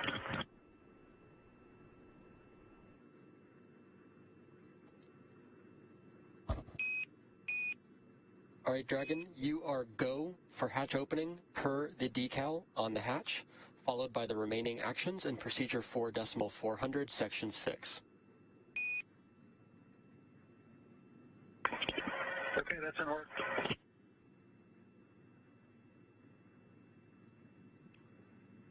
Good words that they got the go for opening the Dragon hatch. It's fantastic news. We can kind of see the hatch from this angle. Hopefully it remains unobstructed. We may be able to see the, yep, you can see the handles moving a little bit. Yes, there it goes. Again, this is being opened from the interior side of the Crew Dragon vehicle. So this is the Crew 2 crew performing this work right now. It looks like the crew on station is getting excited, peeking in. I can feel the energy for sure. All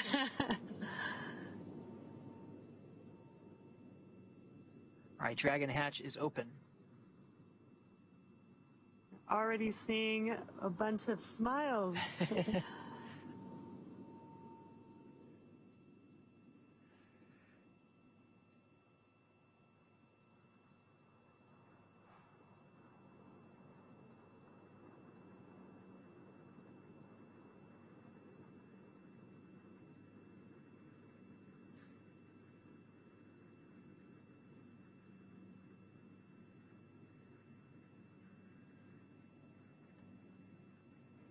All right, that Dragon hatch, the final hatch that we've been waiting for since Endeavour docked to the International Space Station 2 hours ago, 2:08 a.m. Pacific.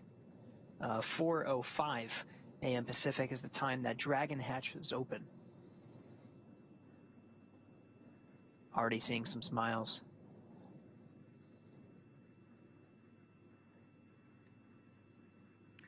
So again, as we mentioned, the Dragon hatch is open, but the Crew 2 members still need to finish walking through some remaining procedures before they can ingress onto the space station, including photos. It looks like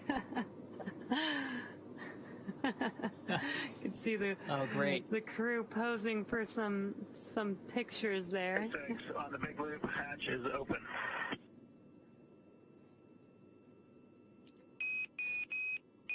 SpaceX copies on the big loop. Hatch is open. All right, again, the hatch was open at 4:05 a.m. Pacific. The space station and Dragon flying together in unison.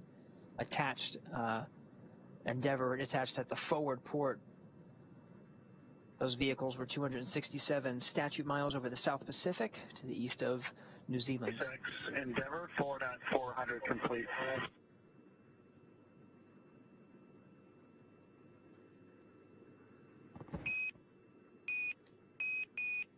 SpaceX copies. 4.400 is complete.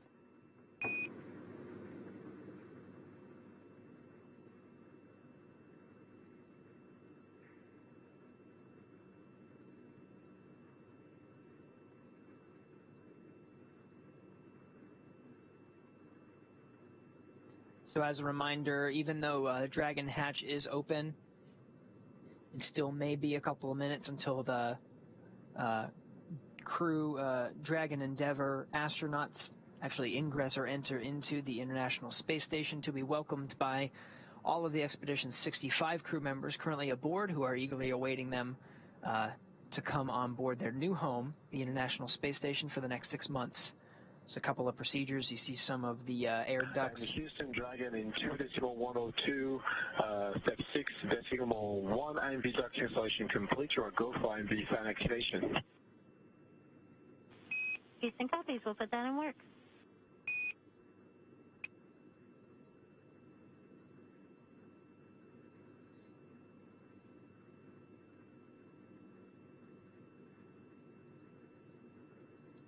Okay, yeah, so some of those procedures that are happening on the Dragon side, they're going to install some IMV ducting, mixing the air of the International Space Station environment with the air inside the Crew Dragon Endeavour. They're going to seal some of the LiO, or lithium hydroxide cartridges that scrubbed carbon dioxide inside the Dragon capsule on the ride up to the International Space Station. They're going to check some vent valves, so it may be some time until we actually see them welcomed aboard. But just these last final checks are critical before they leave the capsule that brought them up to the International Space Station. Make sure it's good to go, because it will remain docked here for the next 6 months.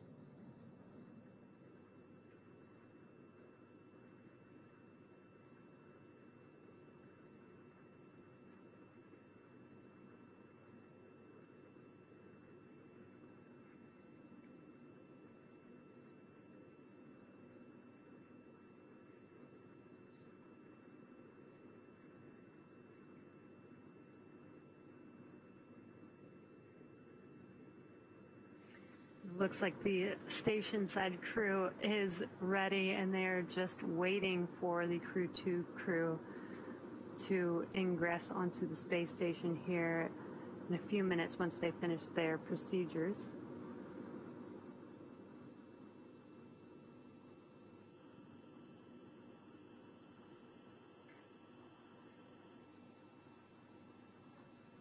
And lots of smiles. They look very excited for this right now.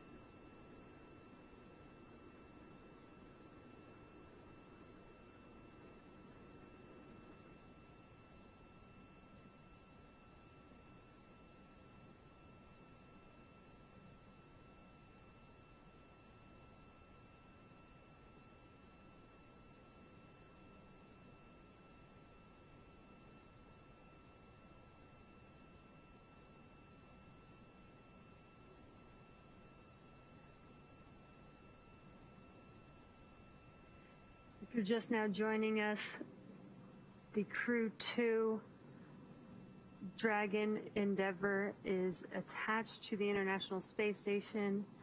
We are just eagerly awaiting the crew on board Dragon to ingress onto the space station here shortly. They're finishing their final procedures. Both the APAS hatch and the Dragon hatch are open.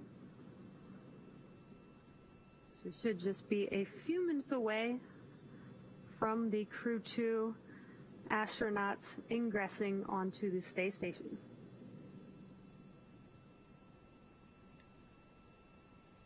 Meanwhile, in the frame now, you can see the 4-person crew of Crew Dragon Resilience. From left to right, you have Victor Glover, Shannon Walker, Soichi Noguchi, and Mike Hopkins.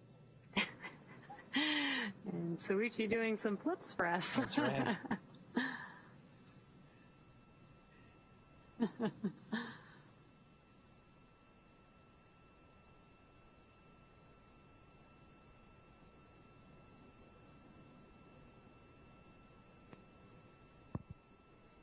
This is the Crew 1 crew waiting to welcome the Crew 2 crew, whom they will hand the baton off to.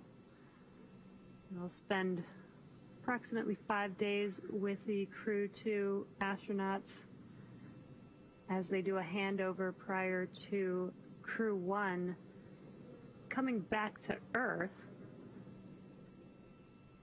as early as April 28th next week.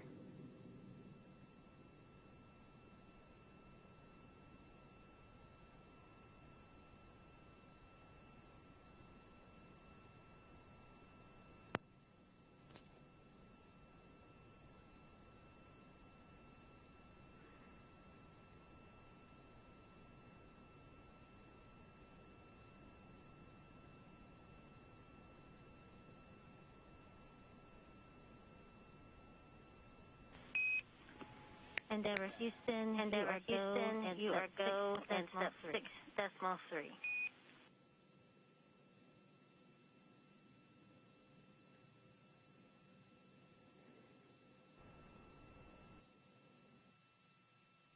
Copy, go and 6.3 for Endeavour. 6.3 for Endeavour.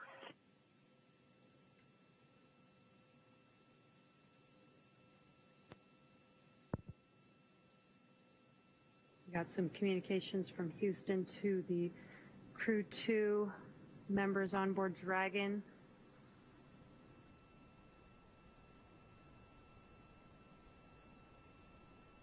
Continuing with the next procedure. Again, they should be ingressing on the International Space Station here very shortly.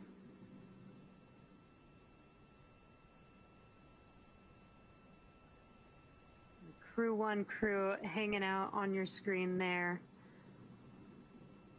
waiting for Crew 2 to ingress.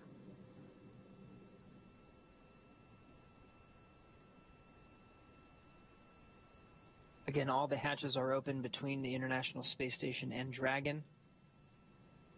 The crew of Endeavour just going through some last-minute checklists to make sure that Dragon Endeavour is configured properly before they leave it, which successfully carried them from the Kennedy Space Center in Florida to the International Space Station over the course of just a little more than 23 hours. Docking with the space station earlier this morning at 2:08 a.m. Pacific.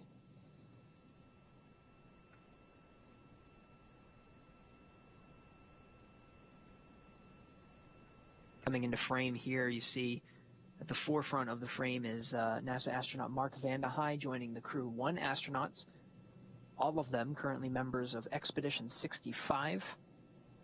As part of their mission to stay on board the International Space Station for a long-duration mission of science, maintenance, technology demonstrations, and upgrades.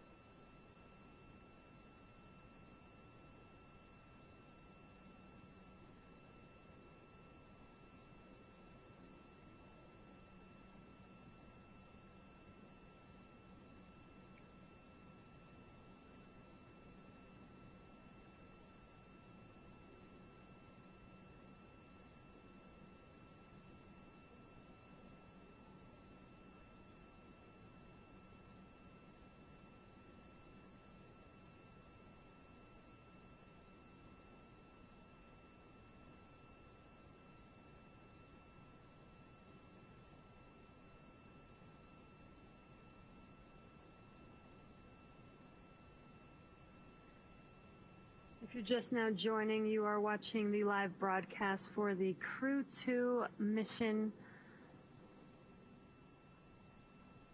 We are currently waiting upon the ingress of the Crew 2 astronauts onto the International Space Station. They have already docked.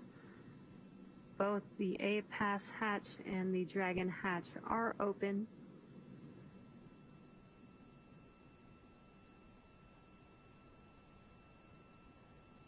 New to the frame on the left there is Roscosmos cosmonaut Oleg Novitsky. He was the commander of the MS-18 Soyuz spacecraft that made its way to the International Space Station earlier this month with NASA astronaut Mark Vande Hei.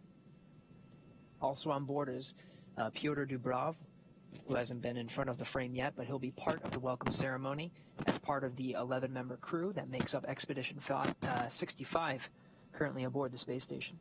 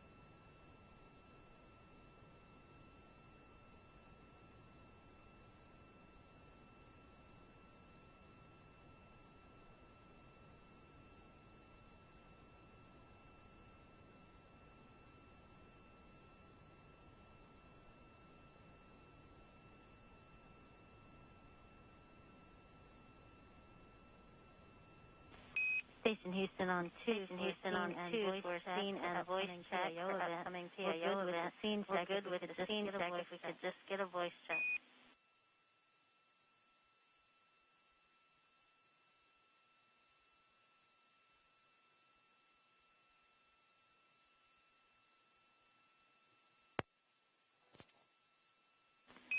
And Shannon, we are not picking up any audio.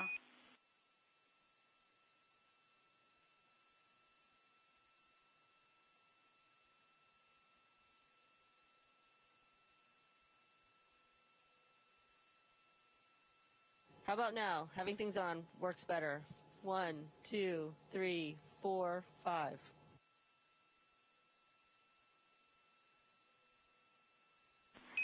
And Shannon, we did hear you that time. We're checking.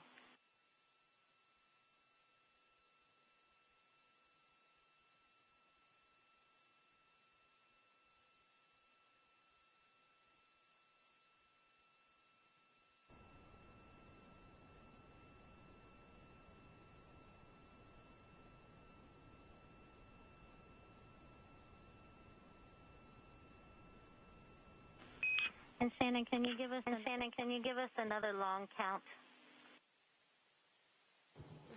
Sure. 1, 2, 3, 4, 5, 6, 7, 8, 9, 10. Copy. Thank you. We're checking. And that's a good voice check.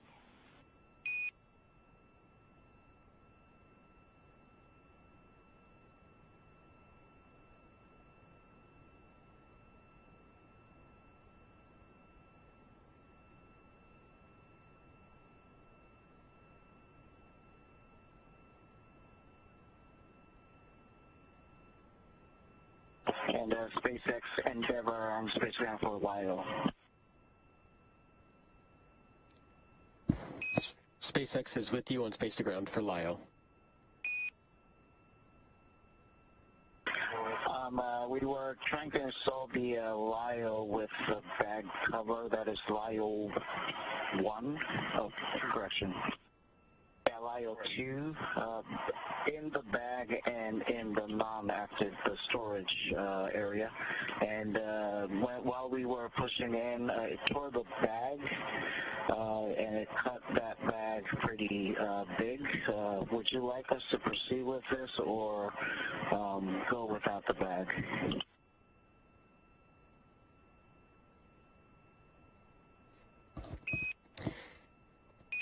Copy that. Just to let you know, the fuel is on that LIO cartridge too.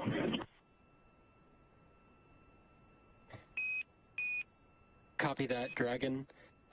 Just to read back, there is a tear in the LIO bag as a result of trying to insert into the LIO slot. Stand by, we're going to get you some forward actions. Okay, copy. And we do have a camera pointing at it right now. It's a cargo camera. Copy that, we see it, thanks.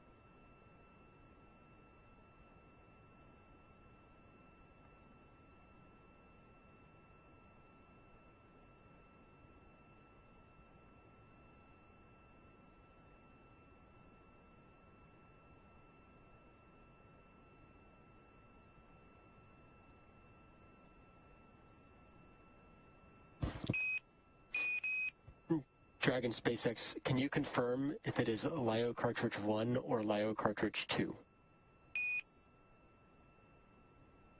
Yeah, the LIO cartridge 2 is in the bag. LIO cartridge 1 is secured in the active location with the seal on. Copy that. Stand by 1.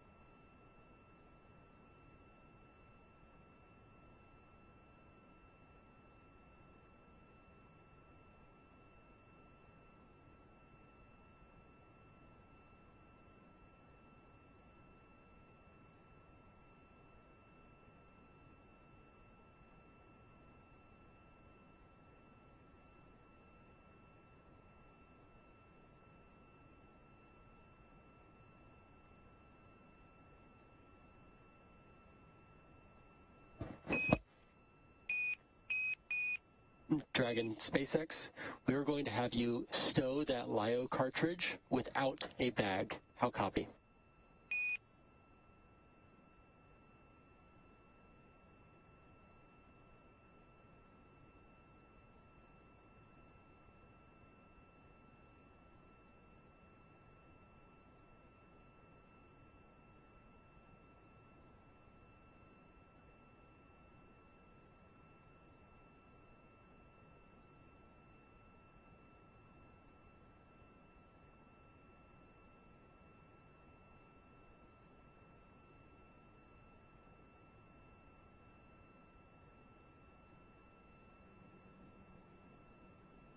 All right, for those of you joining, we're in a handover period with some of the tracking and data relay satellites, geosynchronous satellites that provide the video feeds we were seeing and enjoying from the International Space Station as we eagerly await the Crew inside Endeavour to enter into the International Space Station. The Expedition 65 crew members, all 7 of them gathered inside of the station on the other end of the Dragon's hatch, eagerly awaiting for them to get inside.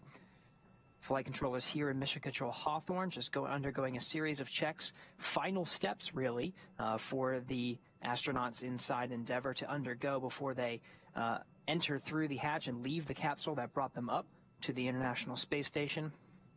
Some of the LiO cartridges you're hearing are lithium hydroxide cartridges that scrub carbon dioxide from the environment of the Dragon Endeavour capsule. Now regaining some of those views.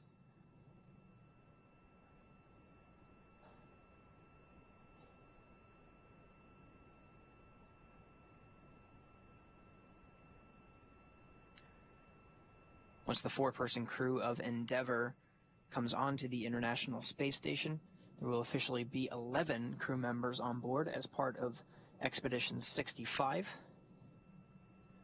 We're still on track to start a welcome ceremony here in a little less than 15 minutes. We'll have representatives. Dragon SpaceX, repeating a call. We did have a teacher's handover. Want to confirm that we will stow this cartridge without a LiO bag, but we just want to verify that the seals are secure on each side of the LiO.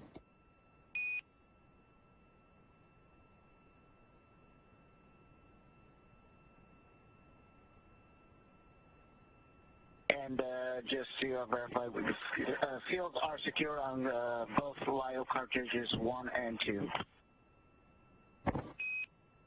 SpaceX copies. Thank you.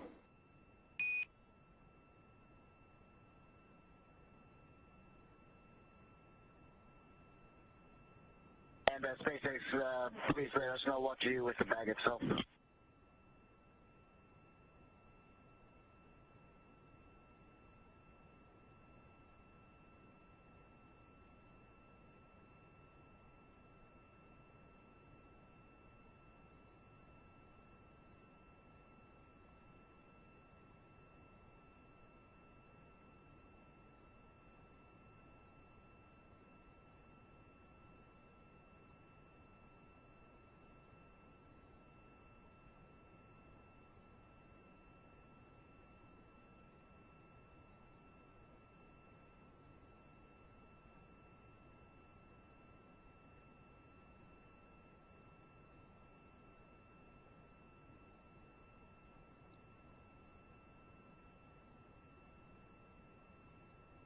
So from left to right inside the International Space Station's.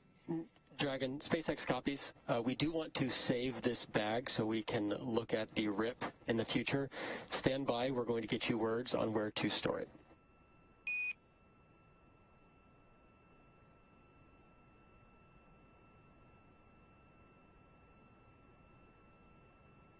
And Endeavour copies.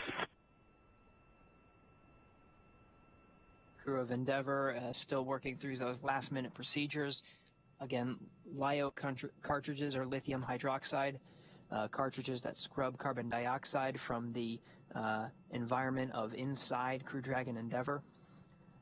You're getting live views from the International Space Station side. From left to right, we have Roscosmos cosmonaut Oleg Novitsky, followed by International Space Station commander and NASA astronaut Shannon Walker. coming down from the... LIO bag. Sorry, could you repeat where to stow that bag?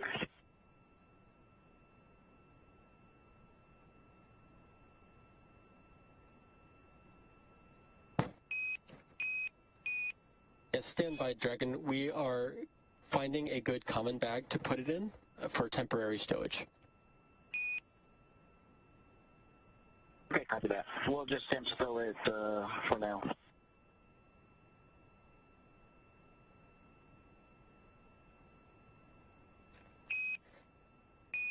Copy, Dragon. If possible, we can also put it in a trash bag in location 17. That would be bag 111.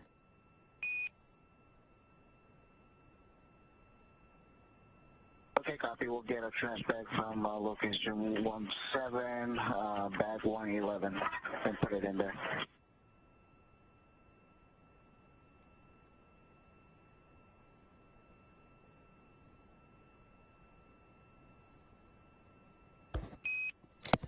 Okay, copy. That is bag 111, and that is actually location 18.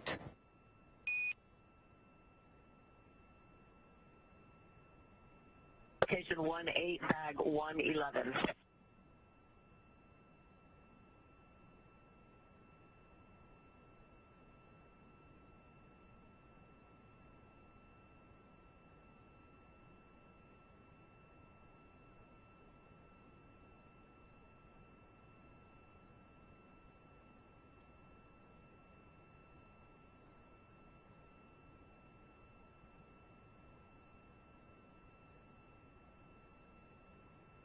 In this frame, all 7 crew members of Expedition 65 currently on board the station gathered to welcome the Crew 2 astronauts aboard Endeavour. On the top left is NASA astronaut Victor Glover. You see Soichi Noguchi in the foreground on the right there. On the far right is NASA astronaut Mark Vandehei. Mike Hopkins is just behind Soichi Noguchi there.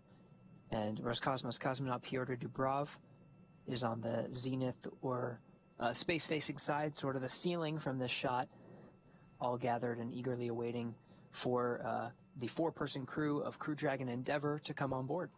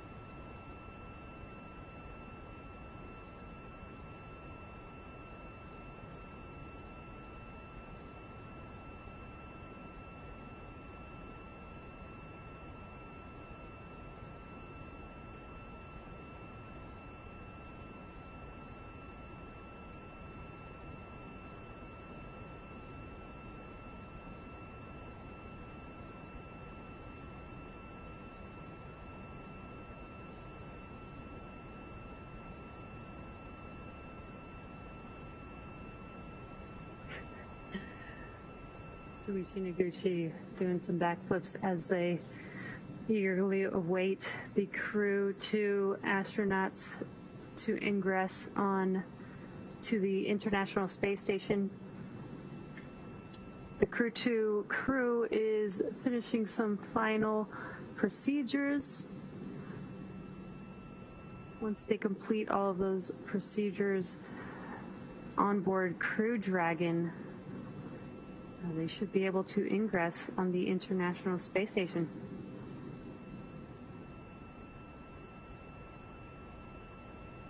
And once they ingress, there will be some welcoming hugs and smiles, and then we will have an official welcome ceremony. It's been a long journey for the 4-person crew of Endeavour. It took them 23 hours to make their way to dock to the International Space Station earlier this morning. That docking time at 2:08 a.m. Pacific. The Dragon hatch was opened at 4:05 a.m. Pacific. We're counting down to the Endeavour astronauts to enter into the International Space Station, and we'll begin a formal welcome ceremony to officially welcome Endeavour to the International Space Station, and we'll have representatives from the space agencies of the crew on board Endeavour, including NASA and the European Space Agency and the Japan Aerospace Exploration Agency, chiming in to congratulate the Crew 2 astronauts and the support teams that helped to get them to the orbiting laboratory today.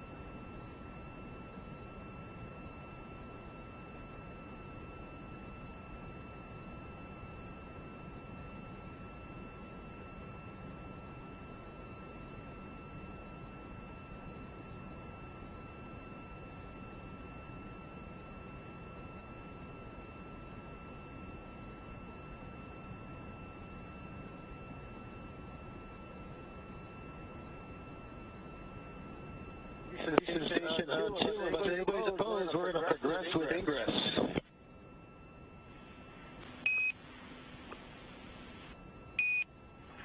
Endeavour, welcome aboard. You are go to ingress.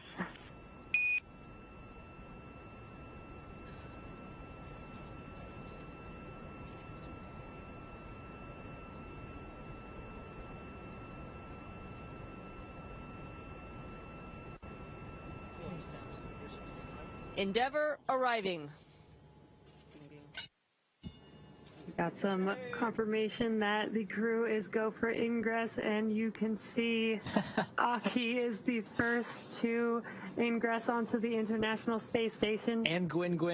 And Gwyn. Followed by Thomas Pesquet from the European Space Agency. Lots of hugs and smiles right now. Pilot Megan McArthur of Crew 2 is next, being welcomed by the Expedition 65 crew members, and Shane Kimbrough bringing up the rear.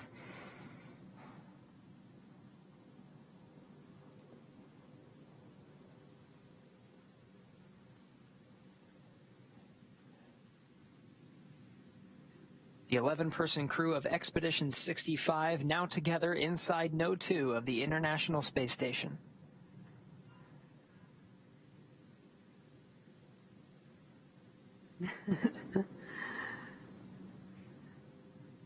Though we can't even hear audio in there, you could really feel the excitement just by the looks on their faces, the hugs that they're giving. Now they're getting ready for this official welcome ceremony. You can see them getting into position. Let the Tetris game of fitting 11 crew members into a single frame begin. Right.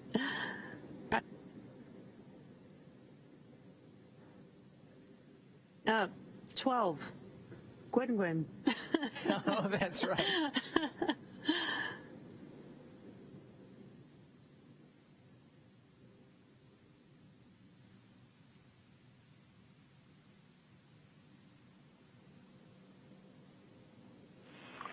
Station, this is Houston. Are you ready for the event?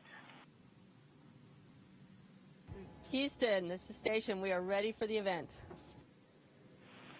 Mr. Jersick, please call Station for voice check.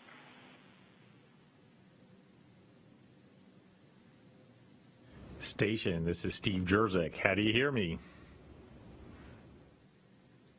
Steve, we have you loud and clear. Welcome to the International Space Station.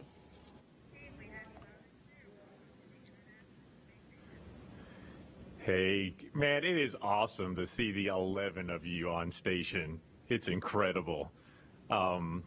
Congratulations, Crew 2 on an amazing launch yesterday. Coming to Kennedy Space Center and watching launches never gets old, and seeing the pre-dawn launch yesterday was amazing. So congratulations. I also want to congratulate the NASA and SpaceX team for our third commercial crew mission in less than a year. A lot of firsts on this mission, including the first crew handover of commercial crew vehicle, and it was really cool during docking to see one Dragon docked on the Zenith port and the other Dragon coming in for docking. So it was amazing.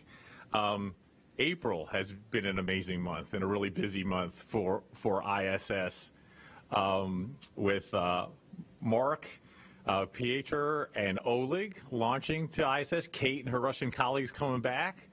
Crew 2 there, and now preparing for Crew 1 to come back. And I am really excited for all the research, technology development that is going to be able to be enabled on station with these regular crew rotations and having 4 crew up there consistently. It's not only important for advancing research technology development to benefit folks here on Earth, but also to prepare for Artemis and our return to the moon, and eventually are preparing for human missions to Mars. So it's just an incredibly exciting time for ISS.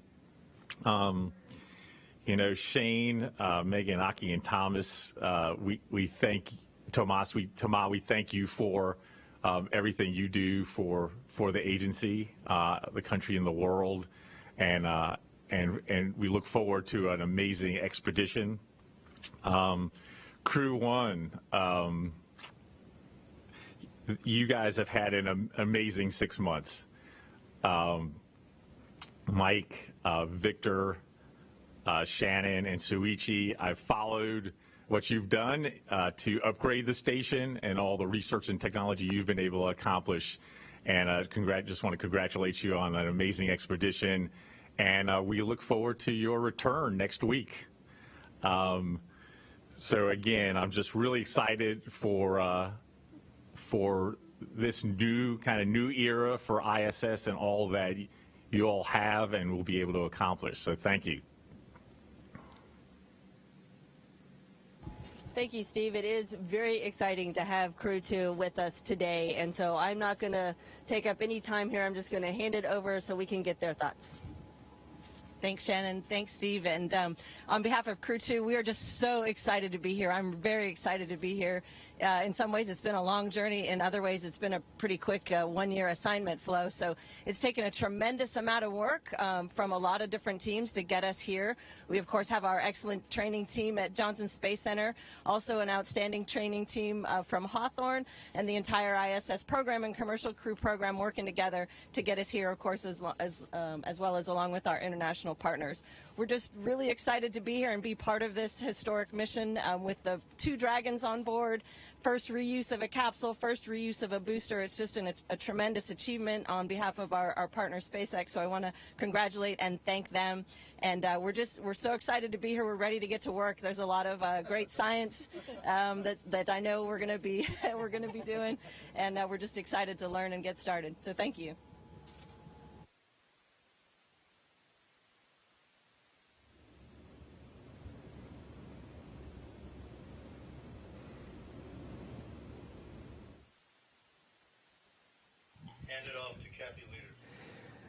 Thank you, Mr. Jerzik. We now welcome Associate Administrator Kathy Leaders to provide remarks. Ms. Leaders, please call station for a voice check. Station, hi, this is Kathy Leaders. Do you hear me? Kathy Leaders, do you hear me?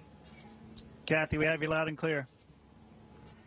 Wow, you know, I just don't, I think I could see Endeavour approaching station maybe one more time, you know, near and dear to my heart to see that going on. And, you know, I think both Steve and Megan mentioned how amazing it was to see resilience there on the station.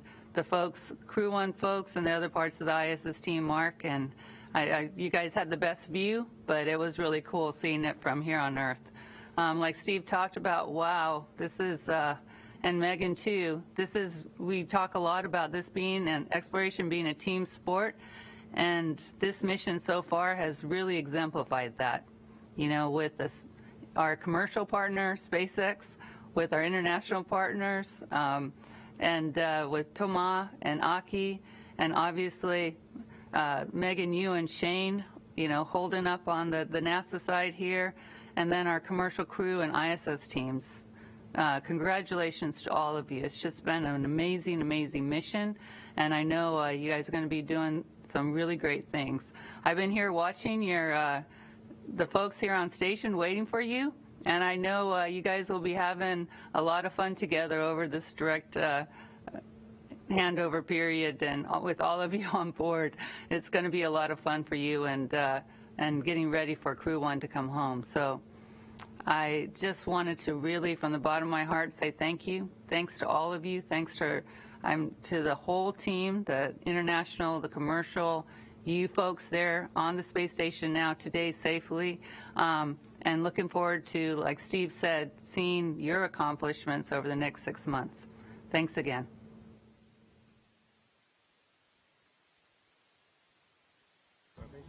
Thank you, Kathy. Really appreciate your support.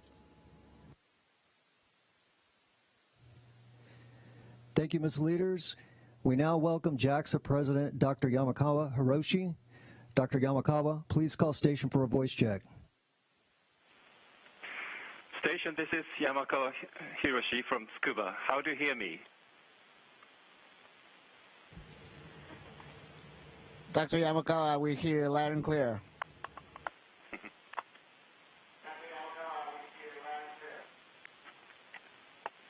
Well, thank you, Aki. Well, congratulations to all. I watched yesterday's launch on TV and really feel relieved by your safe arrival to the station now. In this tough situation around the world, I believe you have brought courage and hope for all of us. It is a great pleasure not only for me but also for Japan that 2 Japanese astronauts, Aki and Soichi, have boarded the operational spacecraft of the Crew Dragon twice in a row. This represents the many years of close cooperation on the International Space Station. I'm so happy to see both of you with big smiles today. And I understand that Aki advocates teamwork for this long-term mission, which comes from your experience in rugby football.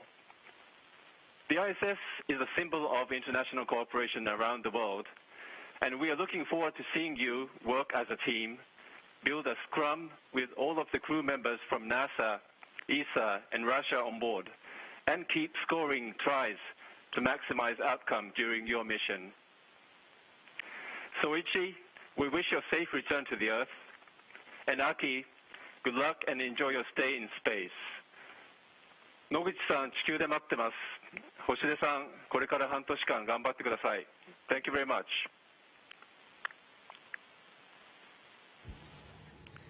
Thank you very much. It's an honor to be part of this team. We have a 11-person scrum right here, and with 4 countries representing. It's really an honor and privilege to fly on Crew Dragon and get here. Thank you to all the people that worked very, very hard to prepare us and the vehicle. We got here safely, and now it's time to work here on board the International Space Station. And we look forward to working with everyone around the world. Thank you very much.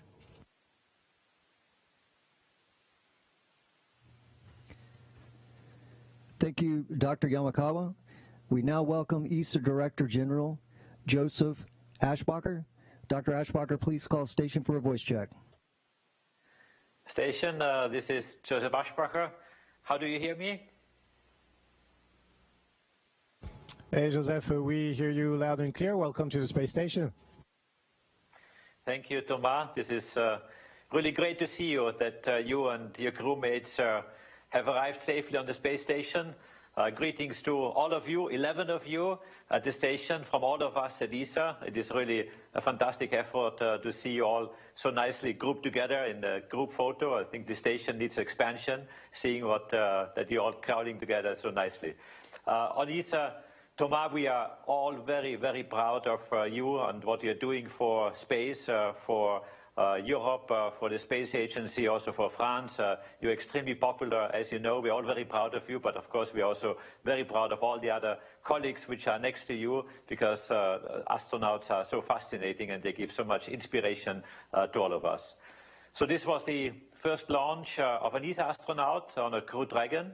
It was spectacular, and together with Philippe Baptiste, the newly elected CNES president, we have followed very closely from the suits up all the way to the orbital journey to the station, and now just recently, just a few minutes ago, the hatch opening, and this was really so exciting and really fantastic.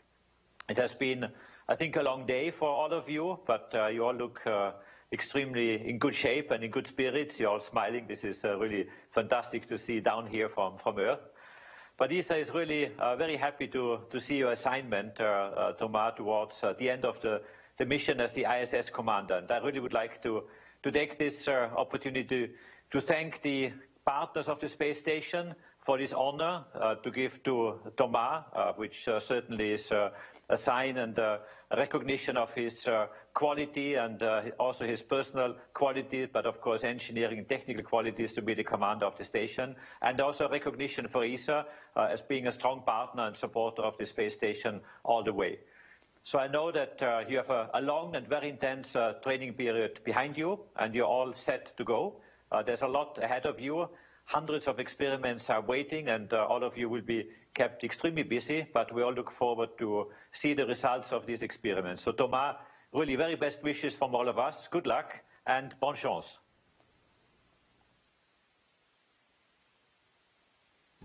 Hey, thanks, Joseph. It's really unbelievable to be here on Space Station. Space Station has changed quite a bit since last time I was here. I've never seen so many astronauts on board.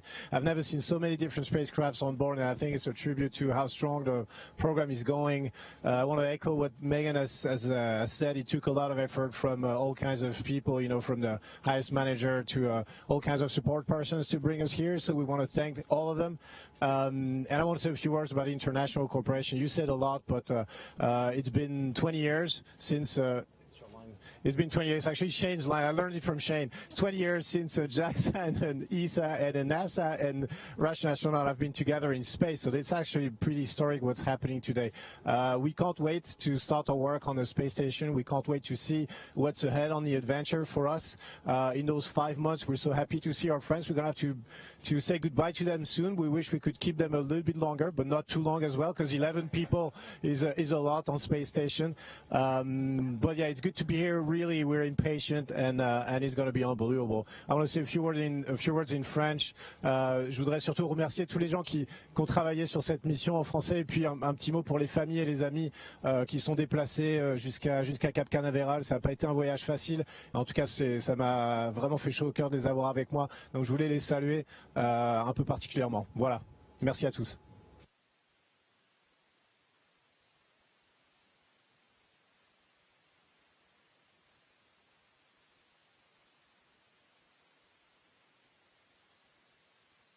All right, go ahead and Station, this is Houston ACR. That concludes the event. Thank you. Thank you, Acting Administrator Jersic, Associate Administrator Leaders, Dr. Yamakawa, and Dr. Oshbacher for your participation in the Crew 2 welcome ceremony. Station, we are now resuming operational audio communications.